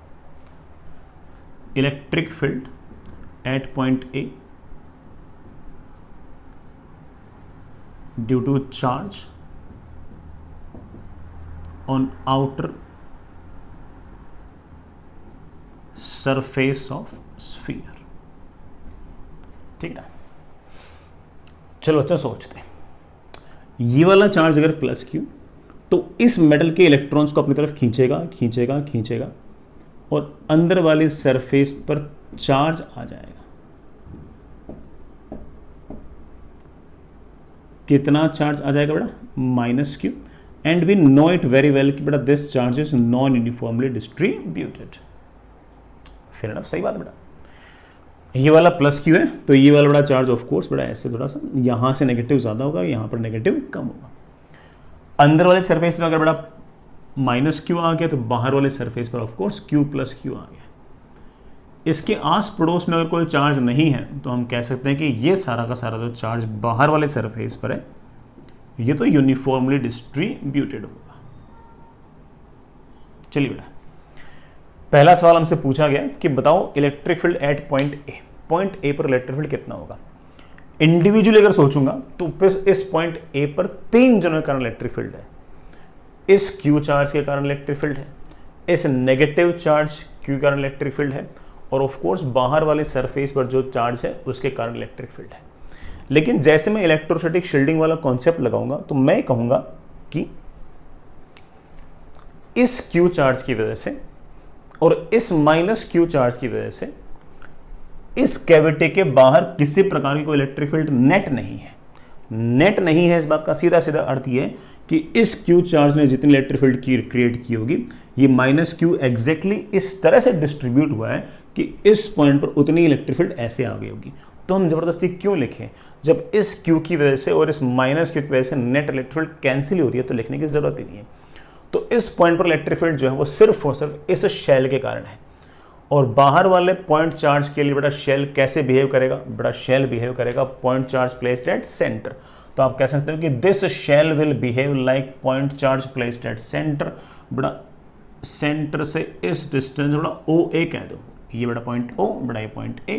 तो आप कह सकते हो कि electric field at point A comes out बड़ा बोलना कि चार्ज बड़ा बोलना इस शेल के पास चार्ज कितना है? आप बोलोगे सर शेल के पास चार्ज है Q plus Q upon O A का स्क्वायर। डायरेक्शन में लिखना चाहो तो ओ ए कैप लिख सकते हैं।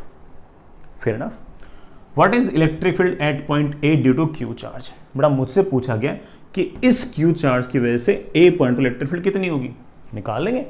इस क्यू चार्ज की वजह से बड़ा इलेक्ट्रिक फील्ड होगी, बड़ा बोलना ये पॉइंट चार्ज है, इस पॉइंट चार्ज के कारण इलेक्ट्रिक फील्ड होगी, बड़ा बोलना बोलना बोलना के स्मॉल क्यू अपॉन यहां से यहां तक के डिस्टेंस का स्क्वायर। बड़ा डिस्टेंस शायद y दे रखी है तो के क्यू अपॉन वाई का स्क्वायर। सर आपने तो कहा था कि बाहर वाले पॉइंट पर कोई इलेक्ट्रिक फील्ड नहीं होगी अंदर वालों की वजह से।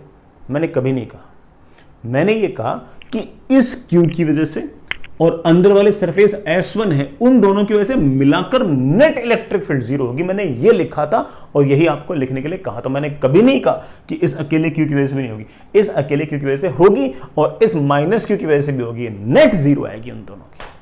तो अगला सवाल बेटा वही है कि अंदर वाले सरफेस पर जो चार्ज इंड्यूस्ड माइनस क्यू है उसके कारण इलेक्ट्रिक फील्ड कितनी होगी? तो मेरे बच्चे बोलेंगे कि सर ये तो जो चार्ज है यूनिफॉर्मली डिस्ट्रीब्यूटेड तो है ही नहीं। सर ये यूनिफॉर्मली डिस्ट्रीब्यूटेड नहीं है तो सब कैसे निकालें? बेटा लॉजिक से। लॉजिक क्या कहता है कि इस क्यू चार्ज के कारण जो इलेक्ट्रिक फील्ड है और इस माइनस क्यू चार्ज के कारण जो इलेक्ट्रिक फील्ड है दोनों का मैग्नीट्यूड सेम आना चाहिए और डायरेक्शन अपोजिट आनी चाहिए। तो इस नेगेटिव चार्ज के कारण electric field should be like this और जिसकी वैल्यू होनी चाहिए के क्यू अपॉन वाई का स्क्वायर।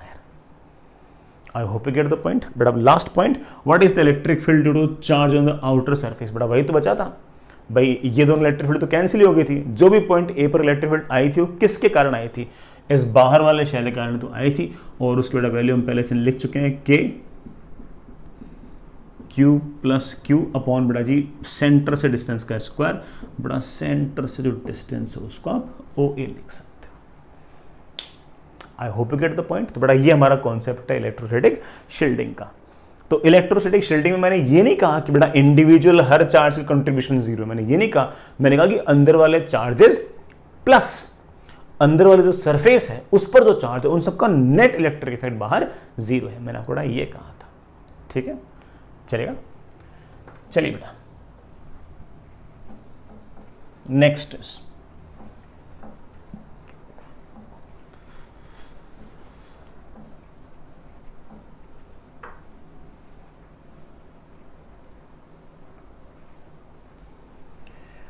एक और सवाल बेटा। हमारे पास बड़ा स्फीयर, कंसेंट्रिक कैविटी, सेंटर जो बड़ा उसको मैं सी बोल दूं, इसका रेडियस बड़ा r1 ले लेता हूं, बड़ा इसका रेडियस r2, मेटल बेटा ऐसे, this is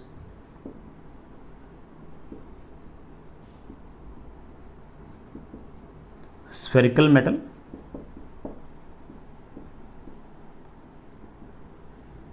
with spherical cavity, ठीक है ना। यहां से कुछ डिस्टेंस पर O पॉइंट है बेटा, और उस O पॉइंट पर बेटा मैंने एक चार्ज रखा है Q। बेटा डिस्टेंस को तो मैं ये OC वगैरह लिख सकते हो, कोई दिक्कत नहीं ना।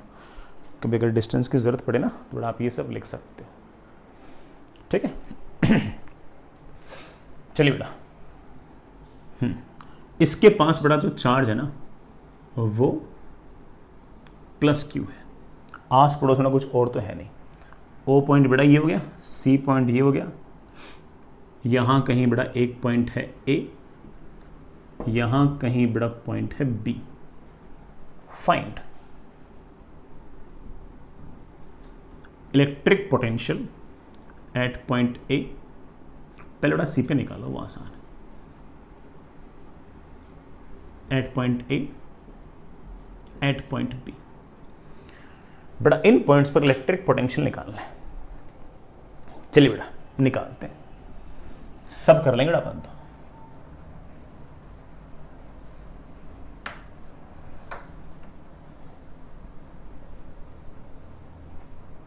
चलिए बेटा, हाँ बेटा, what is electric potential at point C. बेटा वो बात की बात है, पहले देखो चार्ज कैसे इंड्यूस होगा। ये वाला प्लस क्यू बेटा, ये वाला प्लस क्यू इसके इलेक्ट्रॉन्स को खींचेगा खींचेगा खींचेगा खींचेगा, तो अंदर वाले सरफेस पर चार्ज आ जाएगा माइनस क्यू। और आप जानते हो बेटा कि ये वाला चार्ज यहाँ वाले पॉइंट्स के नज़दीक है, तो यहाँ पर सिग्मा ज़्यादा आएगा मैग्नीट्यूड में, और यहाँ सिग्मा कम आएगा। यहाँ पर चार्ज आ गया कुल मिलाकर बेटा माइनस क्यू, मेरे बच्चे याद ही रखते हैं वाली बात तो। और ये charge of course non uniformly distributed है, लेकिन बाहर वाले सरफेस के पास चार्ज क्यू प्लस क्यू आएगा, और कुछ बता नहीं रखा कि बेटा बाहर कुछ क्या है, बस ये बता रखा है स्फेरिकल है। स्फेरिकल है तो रेडियस ऑफ कर्वेचर हर जगह सेम है और कोई चार्ज आस पड़ोस में है नहीं, तो मुझे ऐसा लगता है कि बेटा बाहर वाला चार्ज तो पक्की बात है कि यूनिफॉर्मली डिस्ट्रीब्यूटेड ही होना चाहिए, अनलेस कोई और चार्ज पार्टिकल उसके आस पड़ोस में ना आ जाए। बेटा this charge is uniformly distributed. चलो बच्चों मचाते हैं। सी पॉइंट पर पोटेंशियल तीन जनों से, क्यू के कारण, माइनस क्यू के कारण और इस क्यू प्लस क्यू के कारण। सर इस क्यू प्लस क्यू के कारण अंदर पोटेंशियल आ सकता है क्या? हाँ बेटा आ ही सकता है। सर आपने मना किया था, मैंने मना नहीं किया था, मैंने इलेक्ट्रिक फील्ड मना की थी। और तो इलेक्ट्रिक फील्ड तो तुम्हें नजर आ रही है कि ये वाला तो चार्ज है बेटा, इसके कारण अगर ये यूनिफॉर्मली डिस्ट्रीब्यूट है तो अंदर वाले हर पॉइंट पर इलेक्ट्रिक फील्ड तो जीरो है, लेकिन पोटेंशियल तो आएगा। तो लिखो बेटा सी पॉइंट पर इस क्यू चार्ज के कारण कितना पोटेंशियल आएगा? के क्यू अपॉन ओ ए प्लस ये जो माइनस क्यू चार्ज है उसके कारण सी पॉइंट पोटेंशियल कितना है? भले ये चार्ज नॉन यूनिफॉर्मली डिस्ट्रीब्यूट हो, लेकिन सारा का सारा चार्ज है तो R1 डिस्टेंस पे, और अगर R1 डिस्टेंस पर है तो हम पोटेंशियल लिख सकते हैं के minus Q upon R1 plus इस सी पॉइंट पर इस क्यू प्लस क्यू चार्ज के कारण कितना पोटेंशियल है? बड़ा पोटेंशियल आएगा Q plus Q upon R2। बढ़िया बेटा, अच्छा आंसर है। ए पॉइंट पे आओ, आते हैं बेटा। ए पॉइंट पर पोटेंशियल निकालने के लिए सोचना पड़ेगा बेटा, दिमाग लगाना पड़ेगा और बिल्कुल डेफिनेशन से लगाना पड़ेगा कि डेफिनेशन क्या थी ना, वो उससे निकालना पड़ेगा। एक कूलम्ब चार्ज को इंफिनिटी से यहां पर लाने के लिए एक्सटर्नल एजेंट को जितना वर्क डन करना पड़ता था, उस वर्क डन को ही हम ए पॉइंट का पोटेंशियल बोलते थे। याद था ना बेटा, ऐसे बोलते थे। अगर मैं एक कूलम्ब चार्ज को इंफिनिटी से यहां पर लेकर आऊंगा तो उस एक्सटर्नल एजेंट को किसके अगेंस्ट वर्क डन करना पड़ेगा? उस एक कूलम्ब चार्ज पर फोर्स कौन लगा रहा है? मेरे बच्चे बोले सर उस एक कूलम्ब पर 3 जने फोर्स लगा रहे हैं। ये वाला प्लस क्यू, ये वाला माइनस क्यू और ये वाला क्यू प्लस क्यू। फिर मुझे याद आया कि ये वाला जो प्लस क्यू है और ये वाला जो माइनस क्यू है, ये दोनों इंडिविजुअली तो फोर्स लगा रहे हैं, लेकिन इन दोनों की वजह से नेट इलेक्ट्रिक फील्ड तो उस एक कूलम्ब पर 0 आएगी। तो वो दोनों फोर्सेस जो होंगे उनका सम तो 0 हो जाएगा। इसका मतलब बाहर वाले पॉइंट पर फोर्स सिर्फ और सिर्फ किसने लगाया है? Q प्लस Q ने। समझ गए इस बात को? मैं फिर से रिपीट करता हूं। ए पॉइंट पर पोटेंशियल निकालना है। अर्थ क्या है ए पॉइंट पर पोटेंशियल का? अर्थ क्या है? तो आप बोलो सर एक कूलम्ब चार्ज को इंफिनिटी से यहां पर लाने में जो किया गया वर्क डन है सर, वही हमारा इलेक्ट्रिक पोटेंशियल है। एक्सटर्नल एजेंट को कितना फोर्स लगाना पड़ेगा? भाई जितना इलेक्ट्रिक फील्ड फोर्स बाहर लगा रही होगी, एक्सटर्नल एजेंट को उतना ही फोर्स लगाना पड़ेगा अंदर की तरफ। आखिर बाहर वाले पॉइंट पर इलेक्ट्रिक फील्ड किस किस वजह से? तो मेरे बच्चे मतलब 3 जनों की वजह से है। ये पॉइंट चार्ज Q, ये जो नॉन यूनिफॉर्म चार्ज है माइनस Q, और ये जो Q प्लस Q यूनिफॉर्म है, वो 3 जने। फिर बात याद आई इलेक्ट्रोस्टैटिक शील्डिंग वाली, वो उसमें हमें कहा गया था कि इस Q की वजह से और इस माइनस Q की वजह से बाहर नेट इलेक्ट्रिक फील्ड 0 आएगी। तो 3 में से इन दोनों का बाहर वाले पॉइंट पर कंट्रीब्यूशन तो 0 हो गया। तो बाहर बड़ा सिर्फ फोर्स किसकी वजह से आएगा? Q प्लस Q की वजह से। तो इलेक्ट्रिक फील्ड किसकी वजह से आएगी? Q प्लस Q की वजह से। तो फोर्स किसकी वजह से आएगा? Q प्लस Q की वजह से। तो वर्क डन किसकी वजह से आएगा? Q प्लस Q की वजह से। तो पोटेंशियल किसकी वजह से आएगा? Q प्लस Q की वजह से। तो आप कह सकते हो कि ए पॉइंट पर जो पोटेंशियल है वो सिर्फ और सिर्फ इस Q प्लस Q की वजह से है, और Q प्लस Q के कारण अंदर वाले पॉइंट पर हर जगह पोटेंशियल सेम होता है। बड़ा बोलो ना कितना होता है? K Q plus Q upon radius. बड़ा जल्दी बोल, इसका रेडियस कितना होता है? R2।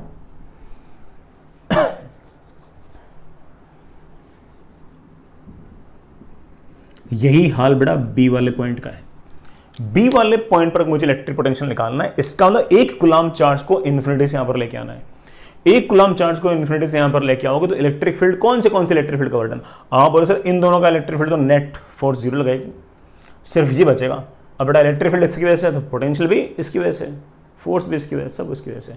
तो आपको सर बाहर वाले पॉइंट पर पोटेंशियल होगा K Q plus Q upon बेटा यूनिफॉर्मली चार्ज शेल की तरह बिहेव कर रहा है। बाहर वाले पॉइंट के लिए of course it will behave like a point charge placed at centre. Centre से डिस्टेंस तुम जानते हो बेटा कितनी है? CB।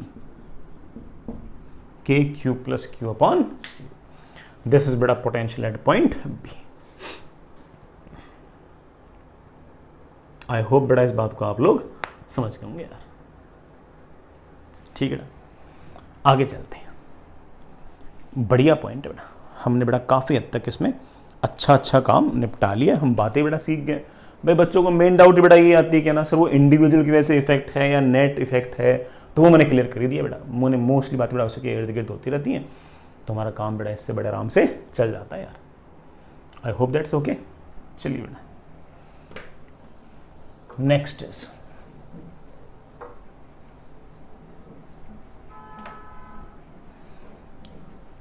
चलिए बेटा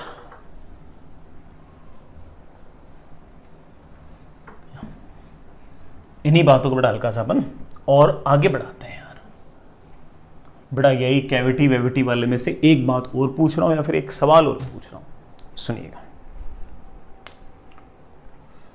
बड़ा आपके पास इस तरह का अरेंजमेंट है,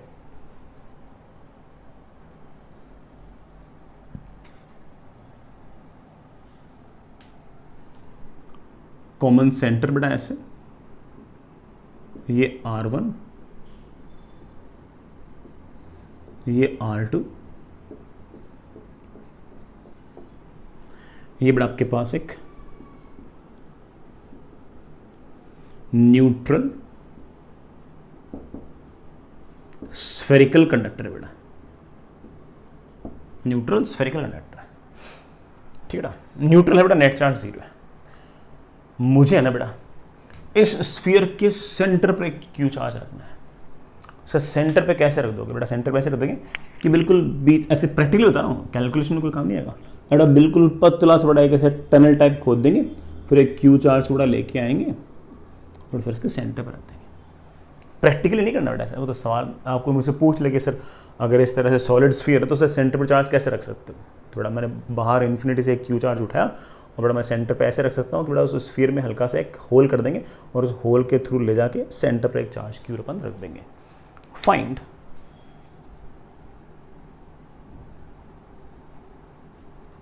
work done by external agent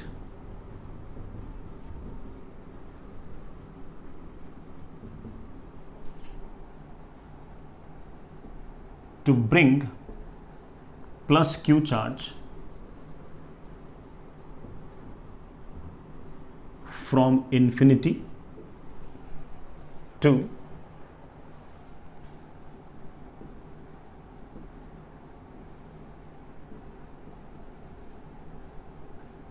centre of sphere. चलिए बेटा सोचते हैं। शुरुआत में बड़ा प्लस क्यू चार्ज जो वो इन्फिनिटी पर पड़ा है, अच्छी बात है। प्लस क्यू चार्ज अगर इन्फिनिटी पर पड़ा है तो उस प्लस क्यू चार्ज का इस स्फीयर से किसी प्रकार से कोई इंटरेक्शन ही नहीं बेटा। तो इसके अंदर वाले सरफेस पे चार्ज 0, बाहर वाले सरफेस पे चार्ज 0, नेट चार्ज भी 0, वो इन्फिनिटी पर पड़ा है। किसी प्रकार की कोई इनिशियल एनर्जी है ही नहीं, कोई इंटरेक्शन ही नहीं बेटा। शुरुआत में किसी प्रकार की कोई एनर्जी नहीं है।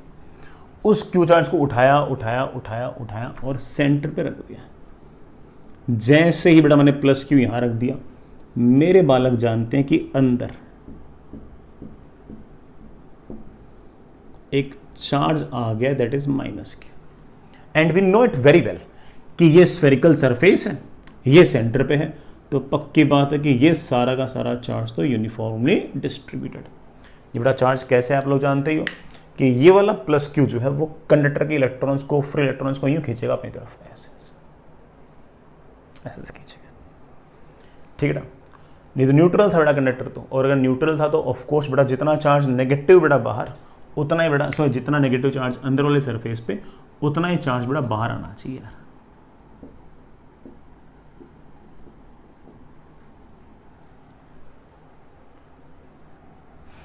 ठीक है ना, ये आपका प्लस क्यू। और अगर आस पड़ोस में और कोई चार्ज नहीं है तो हम कह सकते हैं कि ये वाला प्लस क्यू चार्ज भी यूनिफॉर्मली डिस्ट्रीब्यूटेड है। बढ़िया। अब बड़ा फाइनल एनर्जी कितनी है? तो आप बोलोगे सर फाइनल एनर्जी कितनी है, जरा सोचते हैं। फाइनल एनर्जी होगी इसकी सेल्फ एनर्जी, बड़ा लिखा कि इसके चार्ज का स्क्वायर बड़ा कितना चार्ज है, minus Q upon 2 times radius, बड़ा रेडियस है R1, प्लस इसकी सेल्फ एनर्जी, इसकी सेल्फ एनर्जी है के Q square upon 2 times R2 plus इन दोनों की इंटरेक्शन, इन दोनों की इंटरेक्शन, इन दोनों की इंटरेक्शन लिखते हैं।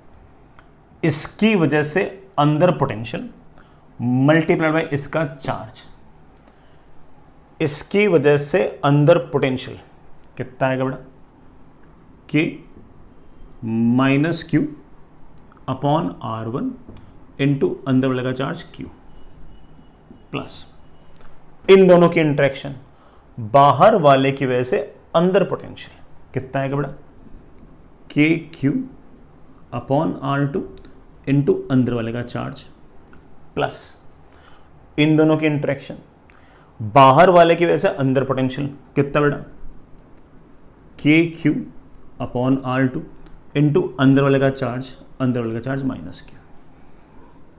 ये वाले बेटा टर्म तो शायद कैंसिल ही होगी। हाँ बेटा ये बेटा माइनस का स्क्वायर कर दो बेटा, प्लस ही आएगा, ठीक है ना। हमारे पास बड़ा शायद आंसर आ गया, के Q square upon 2 times R2 minus kq² times r। ये बेटा हमारे पास आ गई फाइनल पोटेंशियल एनर्जी। बेटा फाइनल पोटेंशियल हमसे पूछा गया है कि work done by external agent क्या होगा। बेटा work done by external agent होगा ऑफ कोर्स बेटा you final minus you initial, you final minus you initial. बेटा यू फाइनल कितना है ये, that is kq² times r2 minus kq² times of r1। ये बड़ा हमारा आंसर है। अगर हमसे पूछा होता कि इलेक्ट्रिक फील्ड का वर्क डन कितना है तो हम जवाब देते you initial minus you final. बड़ा वो सिर्फ प्लस माइनस का अंतर है, बड़ा बाकी सारी कहानी तो सेम टू सेम है। बड़ा this is your work done by external agent. बड़ा उस क्यू चार्ज को स्लोली बड़ा of course change in kinetic energy zero नहीं चाहिए, क्योंकि वहां पर भी शुरुआत में रेस्ट पे था और फाइनली बेटा यहाँ लाकर रखना है, तो बड़ा फाइनल इसकी काइनेटिक एनर्जी भी तो जीरो नहीं चाहिए। This is work done by external agent. Fair enough. चलिए बेटा आगे बढ़ते हैं। वैसे बेटा ये एक्सटर्नल एजेंट का वर्क डन नेगेटिव आया, आपने नोटिस किया हो तो कारण भी बेटा इस प्लस क्यू चार्ज को जैसे नज़दीक लेके आऊँगा नज़दीक लेके आऊँगा नज़दीक लेके आऊँगा तो ऑफ कोर्स बेटा इस मेटल में चार्ज इंड्यूस होगा, मेटल में चार्ज इंड्यूस होगा, तो इस प्लस को अट्रैक्ट करने के लिए बेटा यहाँ पर ऑफ कोर्स बेटा कुछ ना कुछ हल्का फुल्का ऐसे नेगेटिव चार्ज टाइप आएगा शुरुआत के अंदर। वो नेगेटिव इस प्लस को बेटा अपनी तरफ अट्रैक्ट करेगा, तो अंदर फोर्स लगेगा इलेक्ट्रोस्टैटिक्स, तो आपको बड़ा फोर्स लगाना पड़ेगा बाहर की तरफ, तो उसका इफेक्ट वगैरह भी आएंगे। तो कुल मिलाकर आपका जो वर्क डन है बेटा वो इस तरह से नेगेटिव आ जाएगा, कोई इशू नहीं बेटा इसमें। चलिए आगे चलते हैं बेटा। दिस इज सेल्फ एनर्जी या फिर बेटा हमारा जो कैविटी वाली प्रॉब्लम है उन सबको मिला मिलू के हमारा ये सवाल। चलो बच्चों आगे बढ़ते हैं बेटा।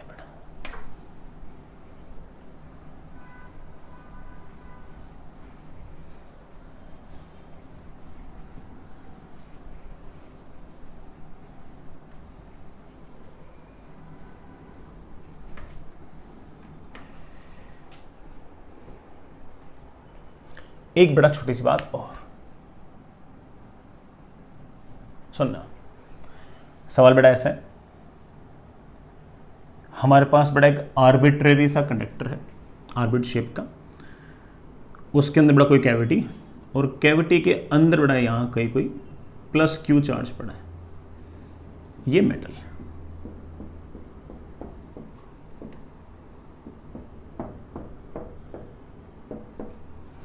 ये बड़ा प्लस क्यू चार्ज पड़ा है।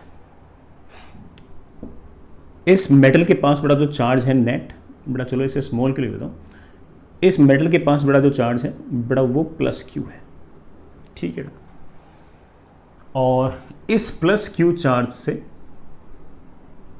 ऐसे x डिस्टेंस दूर बड़ा यहां कहीं कोई चार्ज पड़ा है क्यू डैश, और कोई चार्ज नहीं बड़ा, सिर्फ क्यू डैश पड़ा वहां पे।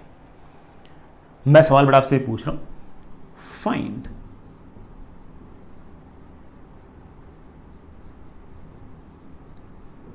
Electrostatic force applied by charge on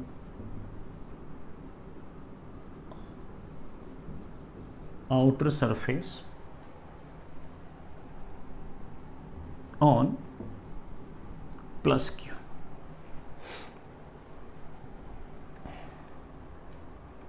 ये सवाल है बेटा। चलो तो सोचते हैं, अगर यहां पर चार्ज प्लस क्यू है तो ऑफ कोर्स बेटा अंदर वाले सरफेस पर माइनस क्यू, और ये माइनस क्यू बेटा नॉन यूनिफॉर्मली डिस्ट्रीब्यूटेड। अच्छी बात बेटा, यहां जैसे माइनस क्यू आ गई बड़ा बाहर वाले सरफेस पर ऑफ कोर्स प्लस क्यू आ गई, और ये वाला चार्ज ऑफ कोर्स बड़ा नॉन यूनिफॉर्मली डिस्ट्रीब्यूटेड, तो पॉजिटिव चार्ज बड़ा ये ऐसे ऐसे डिस्ट्रीब्यूट होगा।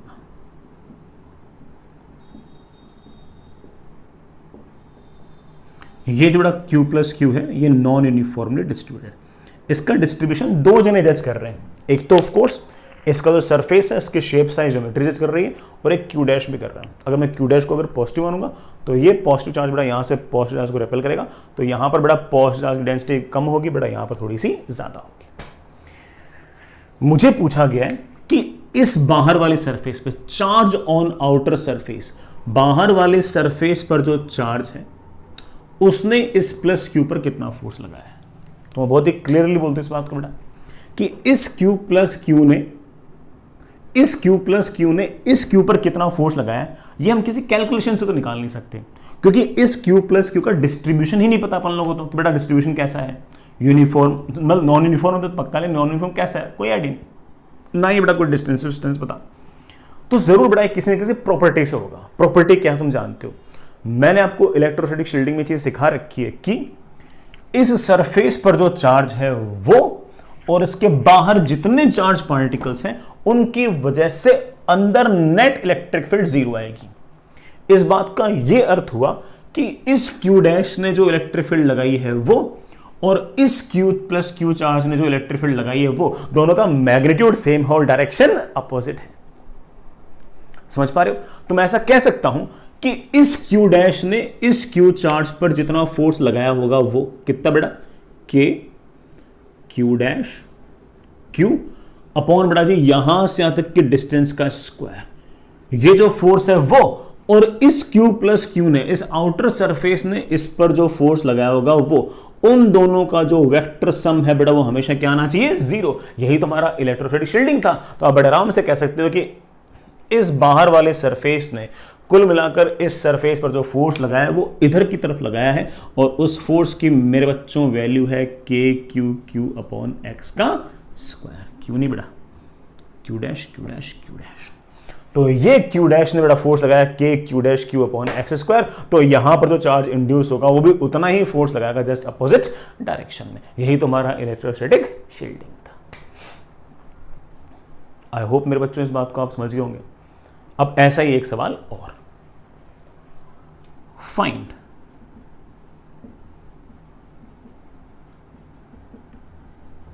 Electrostatic force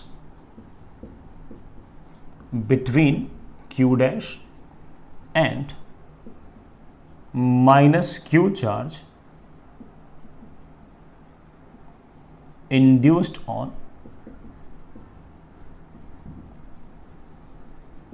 inner surface। Minus Q charge जो अंदर वाले सरफेस पर इंड्यूस हुई है वो, और क्यू डैश के बीच का इलेक्ट्रोस्टैटिक फोर्स पूछ रखा है। बड़ा अपन तो अगेन हाथ खड़े कर देंगे कि हमारे बस की बात ना है। ये वाला माइनस क्यू किस तरह से डिस्ट्रीब्यूट है वो भी नहीं पता, और अगर मान लो पता लग भी गया तो उसके हर पॉइंट का यहां से कितना सेपरेशन वो भी नहीं पता अपन को। तो जरूर हमारे किसी इंटीग्रेशन से या बेटा किसी कैलकुलेशन से तो ये सारा का सारा काम होने से रहा। ये वाला काम करने के लिए हमें जरूर कोई ना कोई लॉजिक लगाना पड़ेगा बेटा, जरूर बेटा कोई ना कोई लॉजिक लगाना पड़ेगा। बिना लॉजिक के बेटा बात नहीं बनेगी, जरूर कोई ना कोई प्रॉपर्टी लगानी पड़ेगी। क्या प्रॉपर्टी है? अरे बेटा वही इलेक्ट्रोस्टैटिक शील्डिंग। क्या कहा था इलेक्ट्रोस्टैटिक शील्डिंग ने? इलेक्ट्रोस्टैटिक शील्डिंग ने क्या, इलेक्ट्रोस्टैटिक शील्डिंग के बेटा पॉइंटर ने क्या ये कहा था कि इस माइनस क्यू चार्ज की वजह से बाहर फोर्स नहीं होगा? नहीं, ऐसा नहीं कहा था। ये कहा था कि माइनस क्यू चार्ज और ये जो क्यू चार्ज है इन दोनों की वजह से मिलाकर बाहर इलेक्ट्रिक फील्ड नहीं होगी, या फिर माइनस क्यू चार्ज और क्यू चार्ज की वजह से नेट फोर्स जीरो होगा। तो जितना क्यू चार्ज ने इस क्यू डैश चार्ज पर फोर्स लगाया होगा उतना ही फोर्स इस माइनस क्यू चार्ज ने क्यू डैश पर फोर्स लगाया होगा, ऐसे। तो आप बड़े आराम से कह सकते हो कि इस प्लस क्यू चार्ज ने इस क्यू डैश पर फोर्स लगाया ऐसे, कितना बेटा, के Q dash Q upon x का स्क्वायर। तो ये वाला माइनस क्यू इस पर फोर्स लगाएगा ऐसे, बड़ा कितना, के Q dash Q upon x का स्क्वायर। ये ले बेटा, तो ये वाला जो माइनस क्यू चार्ज है बड़ा इस पर ये वाला प्लस क्यू फोर्स लगा रहा है इधर, या बड़ा ये क्यू डैश इस माइनस क्यू चार्ज पर फोर्स लगा रहा है इतना ही इधर। ये हमारा आंसर है, ये हमारा आंसर, ये हमारा आंसर। तो बेटा ये है हमारा इलेक्ट्रोस्टैटिक शील्डिंग का जो प्राइम फंडा बेटा वही है कि इनर जो सरफेस है उस पर चार्ज किस तरह से डिस्ट्रीब्यूट होगा, अगेन बेटा उसका डिस्ट्रीब्यूशन कौन गवर्न करता है, अंदर जो सरफेस पर जो चार्ज है वो, और उसके अंदर जो चार्ज पार्टिकल्स पड़े हैं वो, उन सब की वजह से बाहर क्या इलेक्ट्रिक इफेक्ट होंगे वगैरह वगैरह। इस तरह की जो 50 तरह की बातें बेटा वो बड़े आराम से इस तरह से हम डिस्कस कर सकते हैं। लेकिन कॉन्सेप्ट बेटा वही है जो मैंने आपको याद करवाया है। सारे सवाल बेटा सिर्फ उसी इतनी सी बात से हमारे से बन जाएंगे यार, ठीक है ना। अगेन बेटा होमवर्क के अंदर ना आप लोग कंडक्टर एक बार फिर से छोड़ दो, आज बेटा कंप्लीट नहीं हुआ है, ठीक है, कल होगा यार, है ना। तो बेटा तुम लोग कंडक्टर से पहले तक के सारे सवाल निपटा लो, ठीक है, चाहे एक्सरसाइज बेटा 1 हो, 2 हो, 3 हो, सब में ही बेटा सारे सवाल निपटा सकते हो कंडक्टर को छोड़ के। कंडक्टर में बेटा मोस्टली सवाल बेटा वैसे वो मेटेलिक शीट के भी हैं, तो बेटा मेटेलिक शीट अपन लोग कल पढ़ते हैं, उससे पहले बेटा जितने सवाल हैं वो सारे आप निपटा सकते हो, ठीक है, हो भी जाएंगे बेटा, ठीक है, अपन ने खूब सारा पढ़ लिया, इतने तो सवाल है ही नहीं, है ना। चलिए।